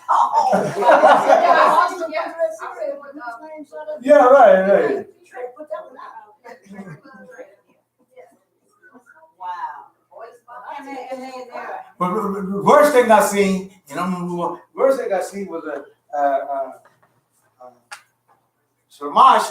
He rented a place down there. Doing mechanic work down there. The guy owned the place down there and everything there. And man, this guy was in a brace. He had fell and hurt. Fell off his horse. And had them broke both. Yeah. And I had both arms in the calf like this. Right. And the calf going all the way out to his head. He like this. He made a jig. He could put in that long jig and come down and he smoked. Yeah. They had the cast was out like this here. You couldn't move it in. You couldn't do it because the cast had it locked out like that. There. I said, well, he's smoking days or something. I'm trying to bring him up a jig. Yeah.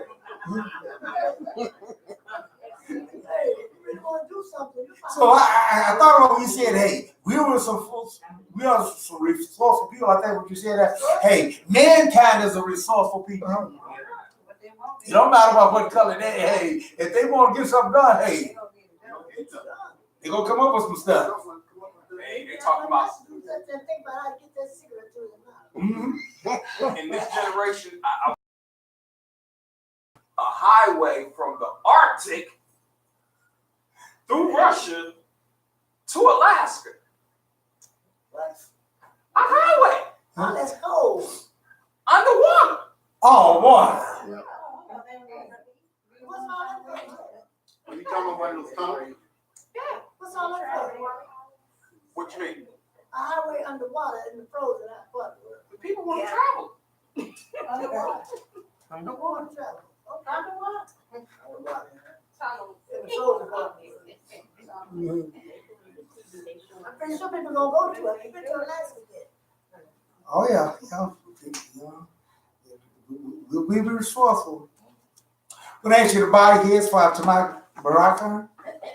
Blessed are you, Lord, God, King of the universe. Give us your Torah, the writings and the prophet and the bread that desires by that great spirit, and have commanded to diligently teach them unto our children, unto our people, and all people of the earth. And let all Israel say, Amen. Our Torah reading for this week's Parasha is taken from the book of Parasha, Genesis, the 18th chapter. Start at the first verse through the 22nd chapter and the 24th verse. That is Genesis 18:1 through the 22nd chapter and the 24th verse. Our high Torah reading is taken from the book of 2 Kings, the 4th chapter, 1 through the 37th verse. That is 2 Kings 4, 1 through 37. This week's Parasha is Parasha 4, which is Vayera, and it means, and he appeared. Our scripture reading will be given by Shamash, will be taken from the hospital reading. Let us give him our undivided attention as we read the word of Yah to us.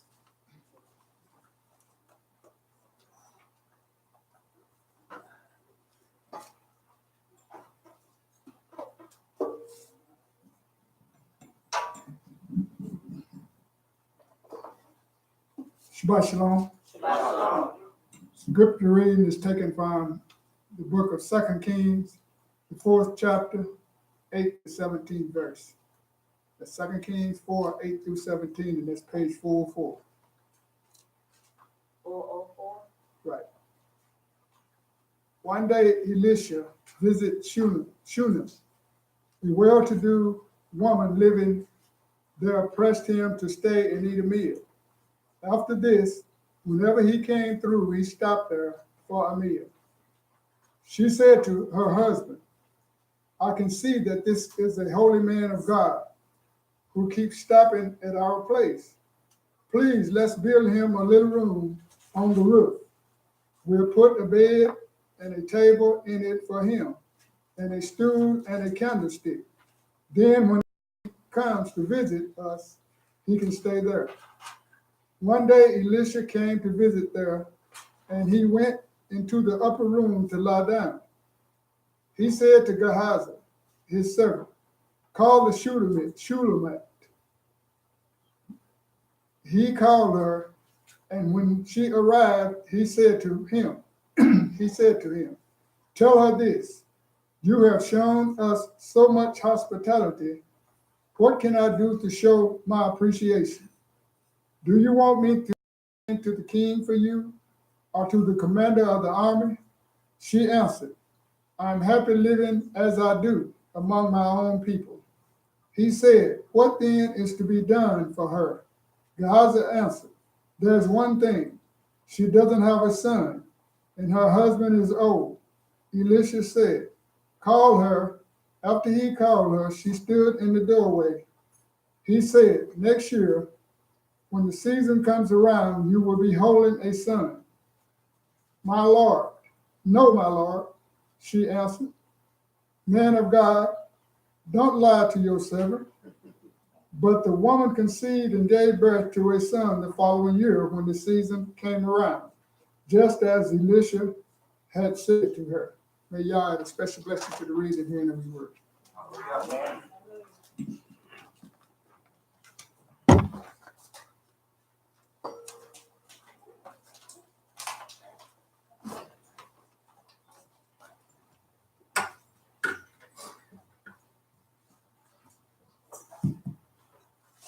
Adding more to this, sometimes Yah comes and he appears to us and he tells us things, but we don't get the real full picture of it. We don't get the full understanding of things. Right. So I be talking to folks and everything, and sometimes we just don't understand fully what it is.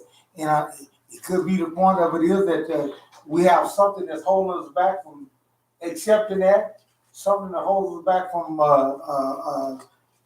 it don't meet our criteria, but there's something that causes us not to get the real picture of what's going on here.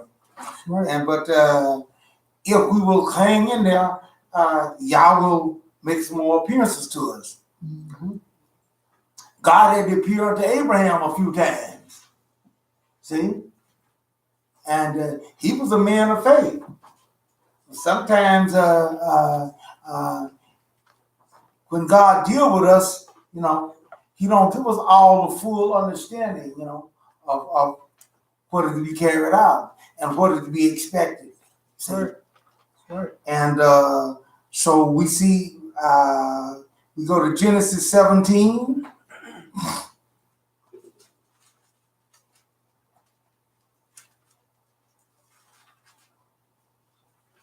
And it tells us Genesis 17:1.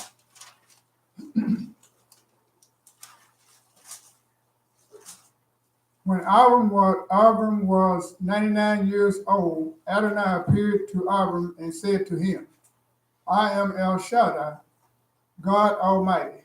Walk in my presence and be pure-hearted. All right, so here we see that after he got a certain age, he didn't realize that there was a certain cutoff, there was a certain time of God dealing with him, that God changed the expectations of what he had for him. Okay? But there was special about that 100 year, and into that 100 year, that God said, hey, I got a different expectation from you. Okay? Although God wanted him to be all things, but hey, this is not a time of accountability. This is not a time when I want you to perform. And he let him know exactly what he expected him. He said, be a pure in heart. Mm-hmm. In other words, your status will change from here, and you're going to.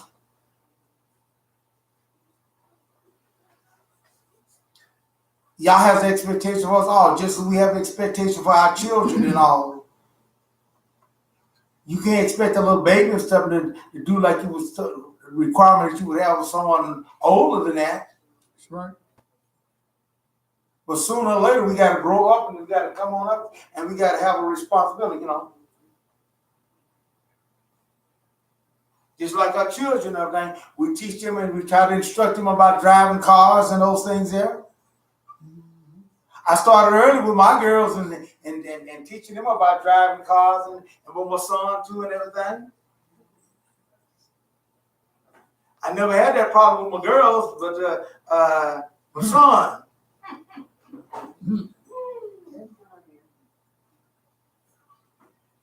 He messed up his driving privilege. He messed up his, right off the bat. It kind of made me think about what how y'all feel about Albert Eve, and everything. Very thing I told him not to do was the very thing he done. Mm-hmm. I said, son, I'm a little leery. I like to drive now, and I'm ready to trust you now. And don't mess your trust up yet. I said, I'm ready to trust you with the car and everything. Yeah. I said, but you ain't ready to have a carload of your buddies with you and everything, because I know how he is. You like to show off, see? And you ain't ready to handle that shit. Oh, I don't do that. All right. Time they got out of sight, guess where it went? Straight to the buddies. Should have been waiting for him right at his buddy house. You know something? I didn't have to go and say anything. The word come back to me even before he made it back. That's the whole purpose of driving, your buddy, so your buddy can see. Yeah, that was it.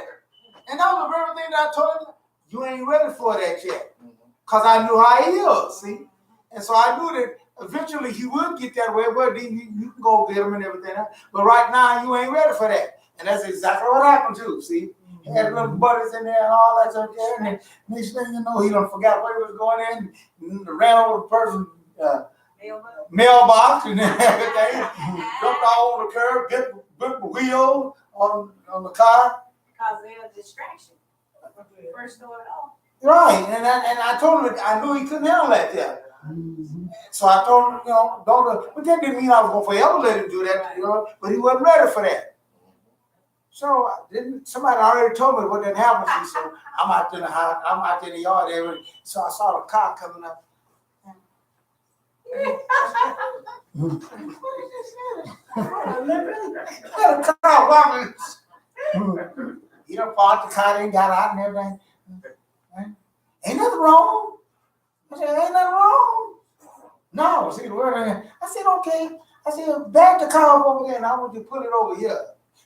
I know and pull it up there. I said, what's wrong? What's all this wobbling? You don't feel that? Yeah, I said, we're doing it before the time. Then he finally come out and told me what they did.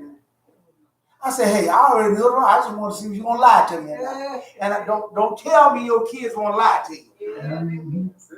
Think about your own. And my mother had an uncanny way of boy. My mother had an uncanny way of knowing the truth. Boy, that woman, she was scared me. I she never been, well, no, some other brothers and stuff, you know, how she know it was me? Cause she knows you. She learned each one of you. Get out of that so-and-so. And she said, I peeked in the front room because the front room was this way. It was like this here, and the kitchen was back the other way there. So I looked at the look, man. She said, looking like that. I know you're in that boss one. Yeah.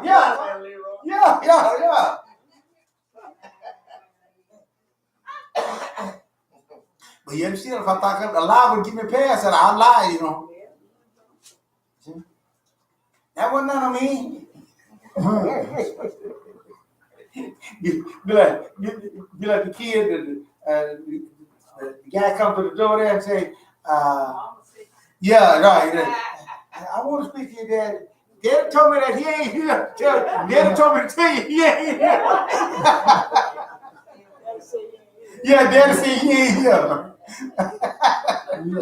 Get this clear. So evidently God hadn't made that clear to him exactly what was going forth there. So he said, I got to clear some more things in. And by the way, start reading the 15th. Start reading the 15th and the 17th verse there, that same chapter. Okay. God said to Abraham, as for Sarah, your wife, you are not to call her Sarah, mockery. Her name is to be Sarah, princess. I will bless her. Moreover, I will give you a son by her. Kings of people will come from her. Okay. So here, God appeared to him, told him about those things there, and told him what was going to take place and to go forth. Now let's go to Genesis 18 and start reading the first verse there. Adonai appeared to Abraham by the oath of Mamre. As he sat at the entrance to the tent during the heat of the day, he raised his eyes and looked, and there in front of him stood 3 men. On seeing them, he ran from the tent door to meet them, prostrated himself on the ground, and said, my Lord, if I have found favor in your sight, please don't leave your servant. Please let me send for some water so that you can then rest under the tree. And I will bring a piece of bread. Now that you have come to your servant, refresh yourself before going on. Very well, they replied. Do what you have said. Abraham hurried into the tent to Sarah and said, quickly, 3 measures of the best flour, knead it, and make cakes.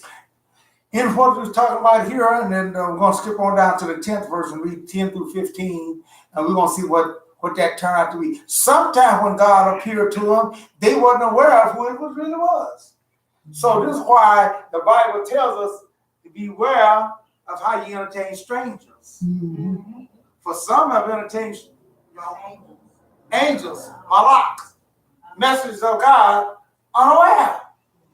You know what, y'all? And so, you got to be very careful about those things here. And so he was very mindful. Abraham was very mindful of those things there. And he would invite them in because you never know who you're talking to and communicating with. Read on. It's 10. Okay. He said, I will certainly return to you around this time next year, and Sarah, your wife, will have a son. Sarah heard him from the entrance of the tent behind him. Abraham and Sarah were old, advanced in years. Sarah was past the age of childbearing. So Sarah laughed to herself, thinking, I'm old, and so is my Lord. Now, how old was Sarah at this particular time, How old was she at, when she said she was past the childbearing? She's about 89. See? 90 years old. 90. She was 90. And so she said she was past it. That shows you the difference between the time of Noah and Abraham, how much time they lost. Noah was 500 years old. And I'm pretty sure he ain't married no girl. 90 years old. She had to be young. Yeah, she might have been 100 years younger than him or something. I know she wasn't no 400 years younger than him. Well, even she had to be younger than that because she said she would pass about childbearing at 90. So that's how much the childbearing and stuff had fallen off at the time. And that sin messes up stuff. You know? But nevertheless, God knows how. That's what I'm saying. God knows them codes and them DNAs, you know, that but we don't know nothing about it. And he can change all that stuff around. So God had appeared to him again and tell him, reassure him and tell him that, hey, Sarah, you and Sarah gonna have one. Well, that was hard for him to understand. Mm-hmm. Why was that hard for him to understand? Because of the point of it is that he had already had a son. They thought that we don't take care of that. We don't take care of that God. We don't take care of that thing. Yeah.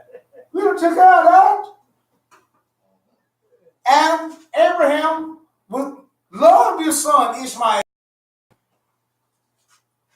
See? And Sarah didn't have no problem with it. Because back in those days, when your handmaid, when your slave girl, your slave girl, when they do those things that you own, they belong to her, the master, the owner, not the one that had it. So she was happy about it. They figured that they done already fulfilled what God had said, and they was in line with God and everything, and God appeared to me and telling me something else different. Now, why was it hard for him to understand that there? See? Because of the point of it, he thought it was already taken care of. See? He thought it was already taken care of. But it wasn't. Yes. In light of that, there has to be another way. She just couldn't have the baby. She had to be sitting on Sarah's lap, having the baby that way, in order to put it down. It was their custom that she had to sit between her legs and have the baby. Okay. That is a procedure, you know. Yeah, when she get ready to have a baby? Yeah, that's the procedure that they have to have for it to be hers. In other words, it would just be the slave baby. But that was their custom. Okay. All right. Yeah. See, you learned something all along. I thought it was there because of the point of it. She was the master, and then whatever she had, belonged to him. I know that's true in Israel. Amongst like if your master, you come there and to work for him, and he give you a wife, and she has some kids and everything. Them children belong to him, not to you. Yeah. She belongs. Yeah, well, not in servitude. That's actually your baby. It's like become your own precious blood. In that case, when you come with her age. Oh, okay. All right then. Well, but it still belonged to her, and all that thing. But that was custom.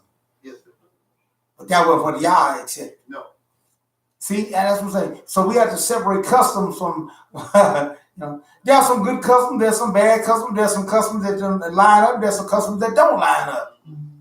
And so we got to understand those things there, and if we don't, we can get those things mixed all up. Here, God have went against custom a few times. And we'll talk about that as we go forth here doing this. But here, we see that God told him that. Now we go to Genesis 21. Everything is going along good. All these years and everything is rocking this good here until something happened here. God appeared that second time and told him, say, look, Sarah's going to have this. Genesis 21. Start reading the first verse there. Adonai remembered Sarah as he had said, and Adonai did for Sarah what he had promised. Sarah conceived and bore Abraham a son in his old age, at the very time God had said to him. Abraham called his son born to him, whom Sarah bore, Isaac. Abraham circumcised his son Isaac when he was 8 days old, as God had ordered him to do. Abraham was 100 years old when his son Isaac was born to him. Sarah said, God has given me good reason to laugh. Now everyone who hears about it said, who would have said to Abraham that Sarah would nourish children? Nevertheless, I have borne him a son in his old age. She said, who would have done those things there? God had already told him that. Mm-hmm. But because of the situation and all that there, he didn't compute that. He fully didn't understand that. And when God brought forth and told him and appeared to him and the message got to him and said, no, you gonna have one. You gonna have one. And Sarah, your wife, is gonna be it. Then it finally dawned on him and then he laughed about it. Amen. And of course, when she heard about it, she laughed about it. Amen. And guess what the son come out of, what his name was called? Laughter. They named him Laughter because, hey, he made us both laugh. So they named his side, Laughter. You know, she was happy about that age. In her old age, you know, she got a chance to walk around with the young girls, pregnant and everything. Oh, mama, hey. But let me tell you something. Things begin to change after that happened. Before that time, she was all right with Ishmael. She was all right. But boy, She had bragging rights then. Exactly, Lord, that changed the tune altogether. Things began to kind of get a little trouble in the house. See? Things wasn't as quiet like it's supposed to be. And start reading at the 10th verse there. That same chapter, 21.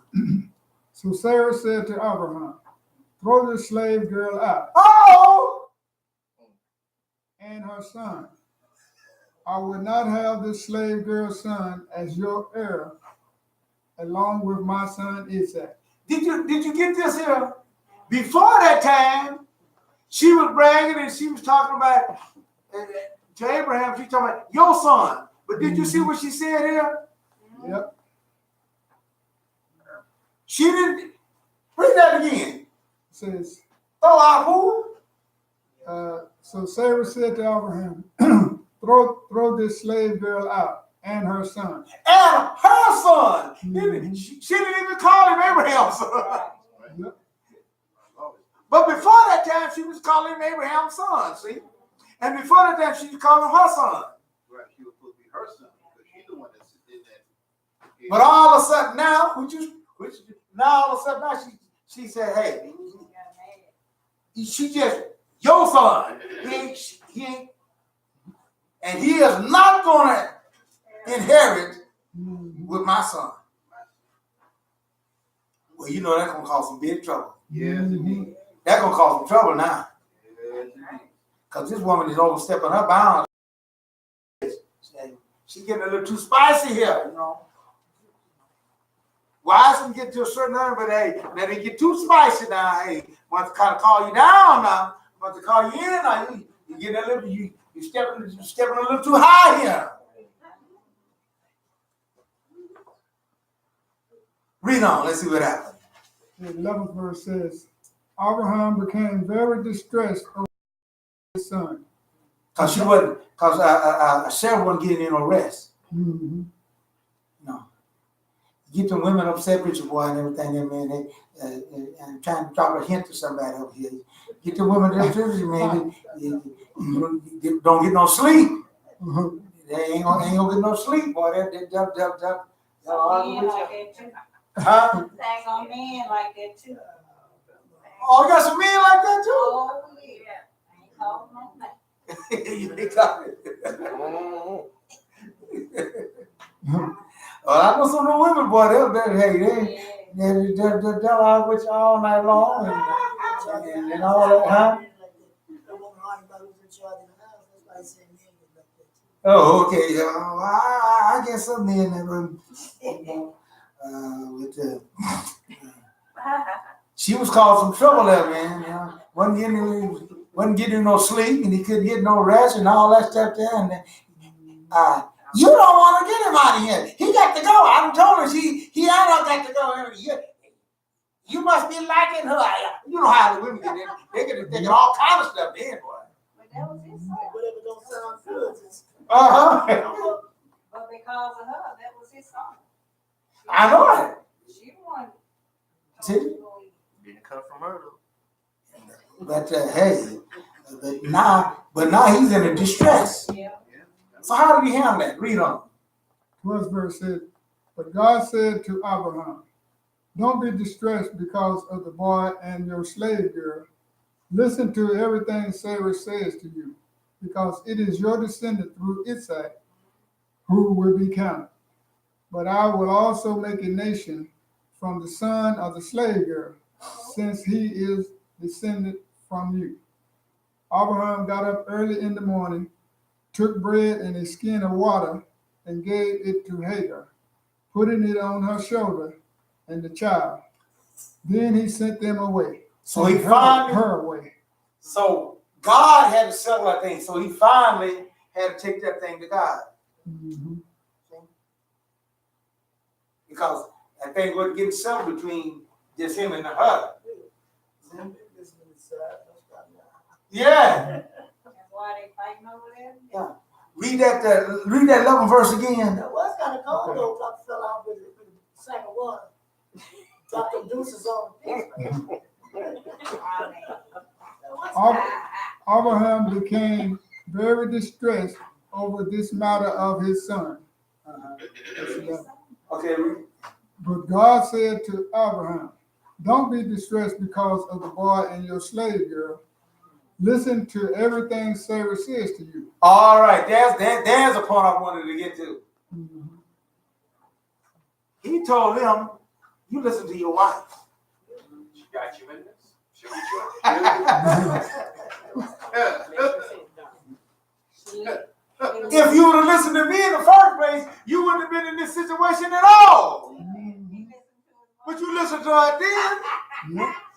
Now you listen to her now. You gave that woman a sack of water and a bag of biscuits. They dropped them deuces on them, please. They kicked you out. I see why they mad. Hey, She couldn't stay. Tom, Couldn't stay. yeah, she had to go. Send her back home. So daddy. He did what? Yeah, Say. but she had to go because, hey, he wasn't getting no sleep. He wasn't getting no rest. She was steady on his case and all that stuff there and all. Hey, he finally had to take it to God, and then God told him, go back and talk to that wife. Did you listen to everything what she said? Yeah. Whatever she said, that. And so now, oh man, I got to go back and. That was a case of if the wife ain't happy, ain't nobody. I'm in on that. See? But he obeyed her and he followed through on those things there. And but read on there a little bit there. And Okay. I started at 14. Abraham got up early in the morning, took bread and a skin of water, and gave it to Hagar, putting it on her shoulder and the child. Then he sent her away. After leaving, She wandered in the desert around Beersheba. When the water in the skin was gone, she left the child under a bush and went and sat down, looking the other way, about a bow shot's distance from him, because she said, I can't bear to watch my child die. Okay, that's that was the part. What I was looking for the part there where he asked God for Ishmael, and he said that Ishmael would be the one and everything, and God told him no, and that's what he should have done. See, he should have done that. See, that meant that he wasn't in line with what God was wanting and everything. So guess what God did to him? See, go to Genesis 22. After God had told him, no, Ishmael can't be it. Ishmael can't be the one because I don't recognize that and those things there. And so you all agree, but he did put him on out and did those things there according to what the woman, what his wife had said and everything. But then Genesis 22, one God required something of him. Mm-hmm. And what was that? Yeah. See? After these things, God tested Abraham. He said to him, Abraham, and he answered, Here I am. He said, Take your son, your only son whom you love, Isaac, and go to the land of Moriah. There you are to offer him as a burnt offering on a mountain that I will point out to you. Guess what? I see you got a whole lot of favoritism for your son, and I see you go like that. But hey, if that favorite, see, we gotta have some criteria here. Mm-hmm. God is to be first in everything. That's right. That's right. God is to be first in everything. If it ain't gonna get no along with God, it ain't gonna be getting along with. Hey, you want to do it? It ain't gonna work. When God approached him, wasn't Ishmael still his son? Yep. But what did God say? The only son. He said, Isaac, your only son. Yep. That's what he said. See, so what we do and all those things, it don't. But I want to please get this here. Even though God said a lot of things and all those in there, but he still depends on us to do our part too. Now, what am I talking about here? When God told Abraham, and the second time he appeared to him, he said that for a year from now, your wife is going to get pregnant and she's going to have a son. Providing y'all keep doing what y'all supposed to be doing.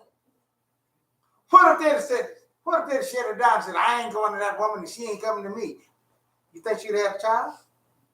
Mm-hmm. No, No. he had to do his part. Exactly. That's right. And she had to do her part. They could have stopped cohabitating, they could have stopped having sex. And no baby. But so this is why even when God says those things there, he still wants us to be, we still have our part to do in those things, that we still have our sharing to do with those things to bring that about. Abraham went home and told Sarah, I'm too old. Yeah, you better get young.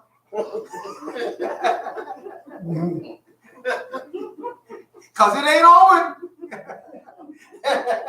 Well, you too old anyway. How come Ishmael is out there then if I'm too old? Busy. And she got pregnant. So y'all does count on us to do our part in those things there, who we have something to do in those things there, and how we go forth. So we need, that's why husband and wife need to be on the same line. We need to be in the same, pulling together and working together. Because even though those things happen, it still needs us. I said, well, maybe he could have made a inseminator. I guess it could have been some other way, but hey, but that's not the way he wanted it. He wanted it to be between them two. And they the one that had to bring that thing about. Right? There are some things that we have to do on ourselves, in order for these things to work. Right.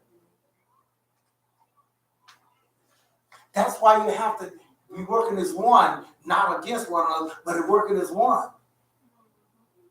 Because you never know how those things are going to be, and you never know exactly what deal. When God told him, "Hey, y'all going to have that," and God had it in mind for her as well as him. Mm-hmm.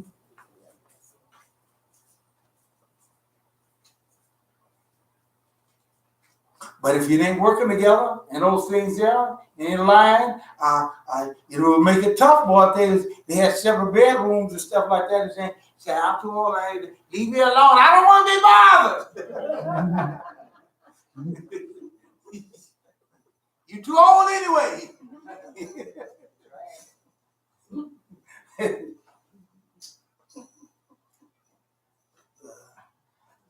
Let's just keep that in mind with anything, even those things. So now God had answered for his son. I know you love your son. I know you love him, but do you love him above me? Therefore, he asked him that. God wants to be first in our lives because what I have planned for you and those things there, for it to come about and everything there, hey, you got to have the right attitude about it. Mm-hmm. See, you got to have the right understanding about it. Now, go to Genesis 22 and start reading at the 10th verse there. Okay. Then Abraham put out his hand and took the knife to kill his son. But the angel of Adonai called to him out of heaven, "Abraham, Abraham."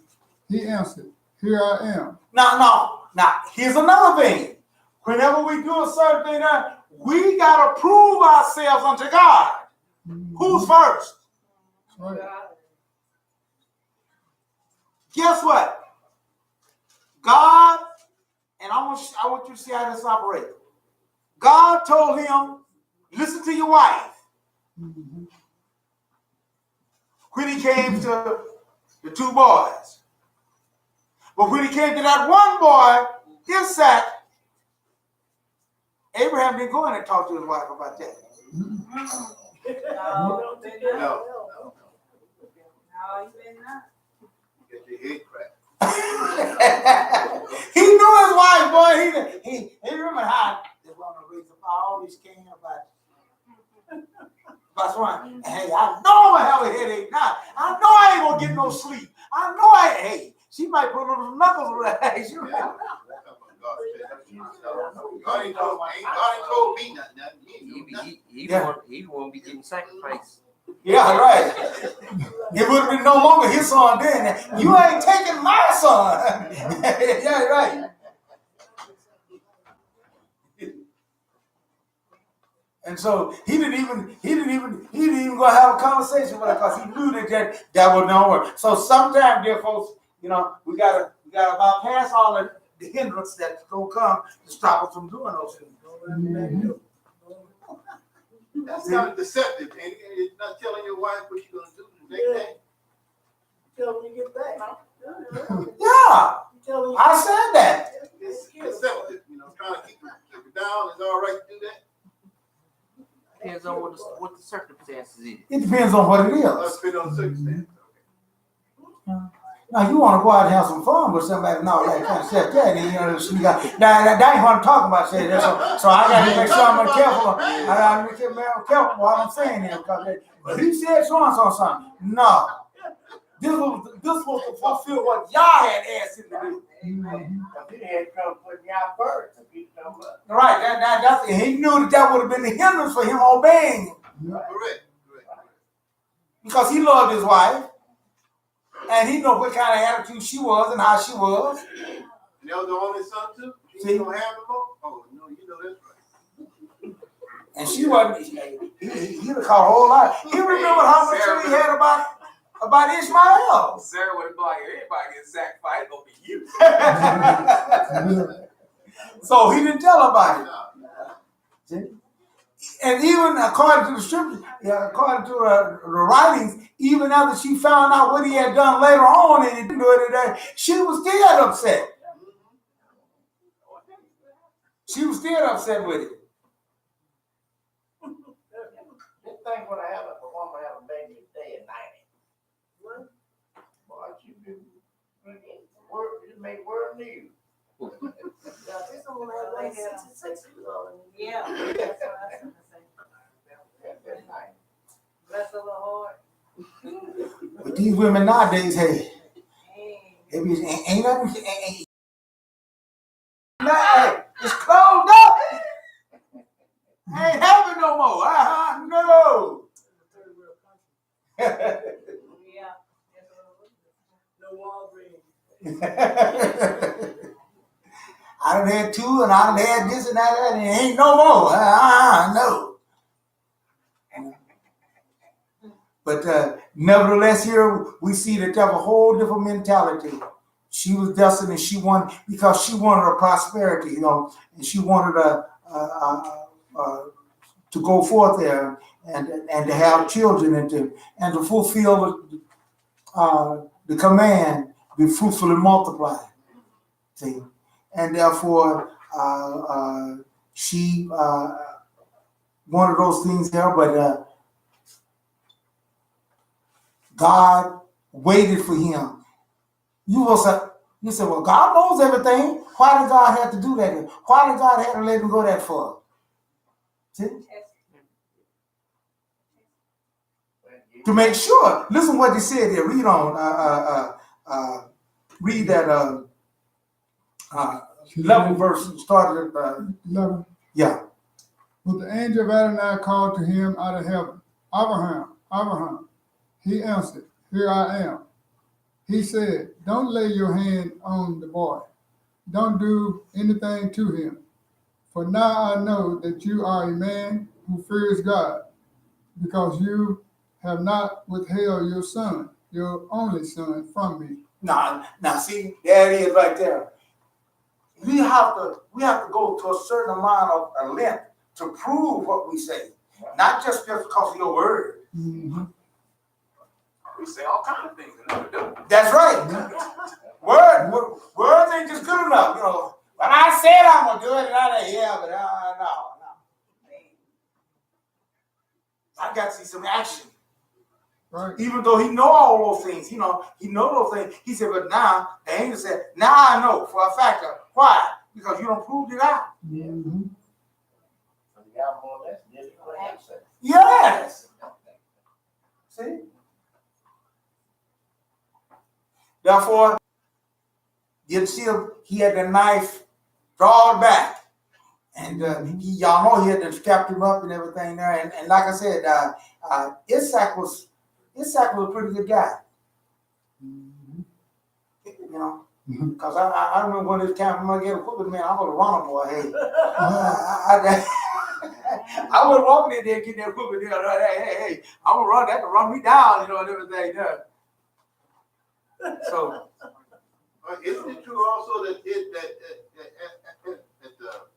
Isaac was not a little bitty boy, but he was a strapping little young man? Yeah, that's what I'm saying. And that's why I said he was a good one, because the point of it is that he could have anything. His dad was over the age of 100, and so he could have just said, "Well, Dad, no." Yeah.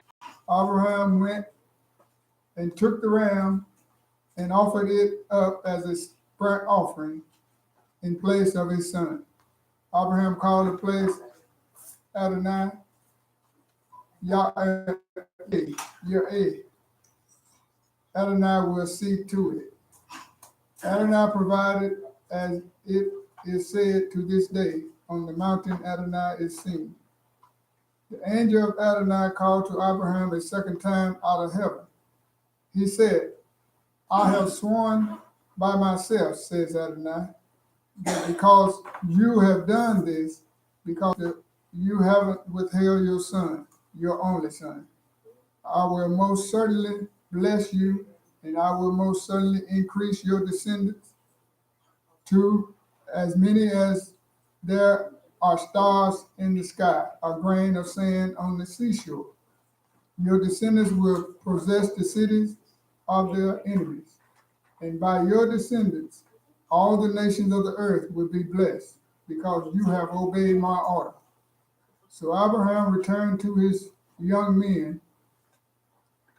They got up and Okay, that's good enough. Okay. God reaffirmed him and showed and told him that not only just here, but your seed gonna be multiplied, and your seed gonna have other seeds and seed and all. And then not only that, but we see in the scriptures there, in the book, in the New Testament there, it says that that seed, he was talking about one particular seed, that all nations is gonna be seed is. Yeshua the Messiah. Mashiach came through that lineage.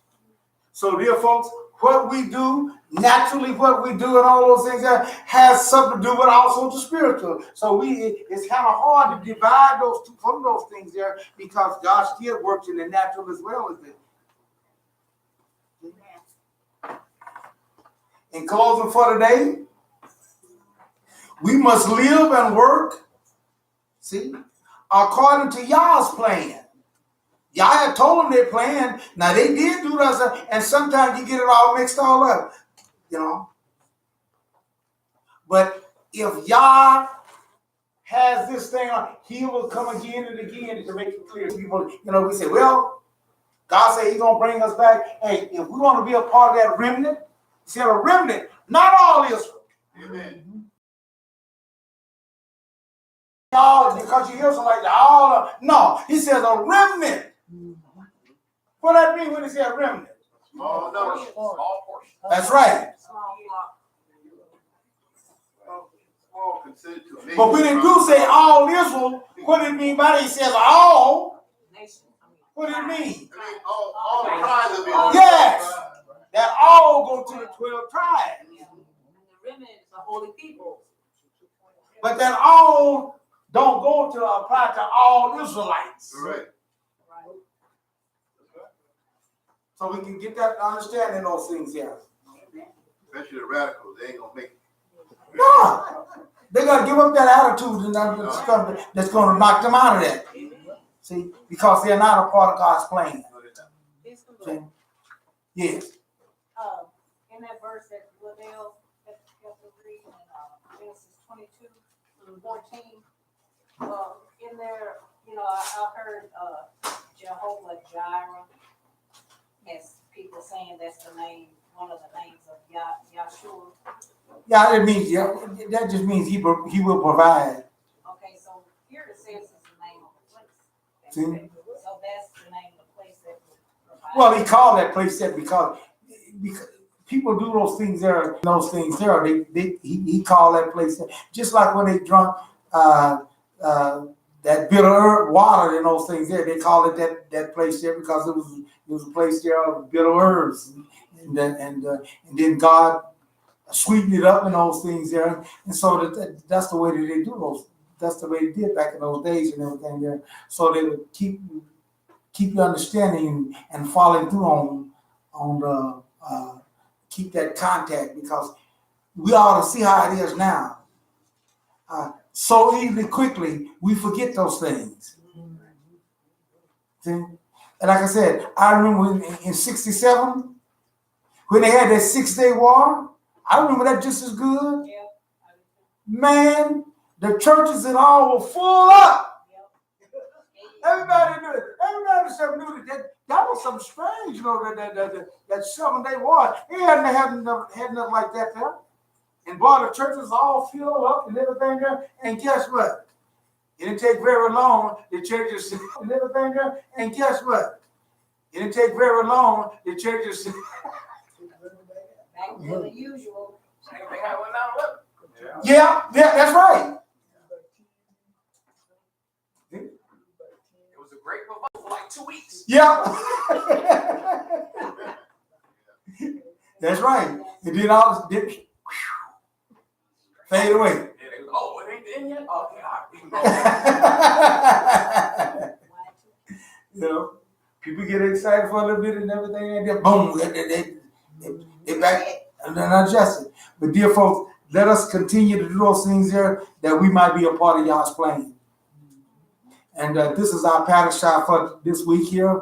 We trust that we understand this, that your normal actions and everything there are God didn't give us a religion. God gave us a way of life. Amen. Amen. See? You know? And that, so when we jump on Hebrew Israelite, I'm an Israelite and everything, you're seeing more than just. A name. More than a name. Dress him like one. And you got to understand that. See? All right. And we trust that y'all will bless us and bring us through. And as our oath is, how should we sing the Lord's song in a strange land? If I forget the Jerusalem, let my right hand forget her cunning. If I do not remember thee, let my tongue cleave to the roof of my mouth. If I prefer not Jerusalem above my chief joy. Psalm 137, verses 5 and 6. Shalom, shalom for now. And if it's God's will, we'll see you next week. All righty. When the have the urge to go forth, pick up the tithes and all.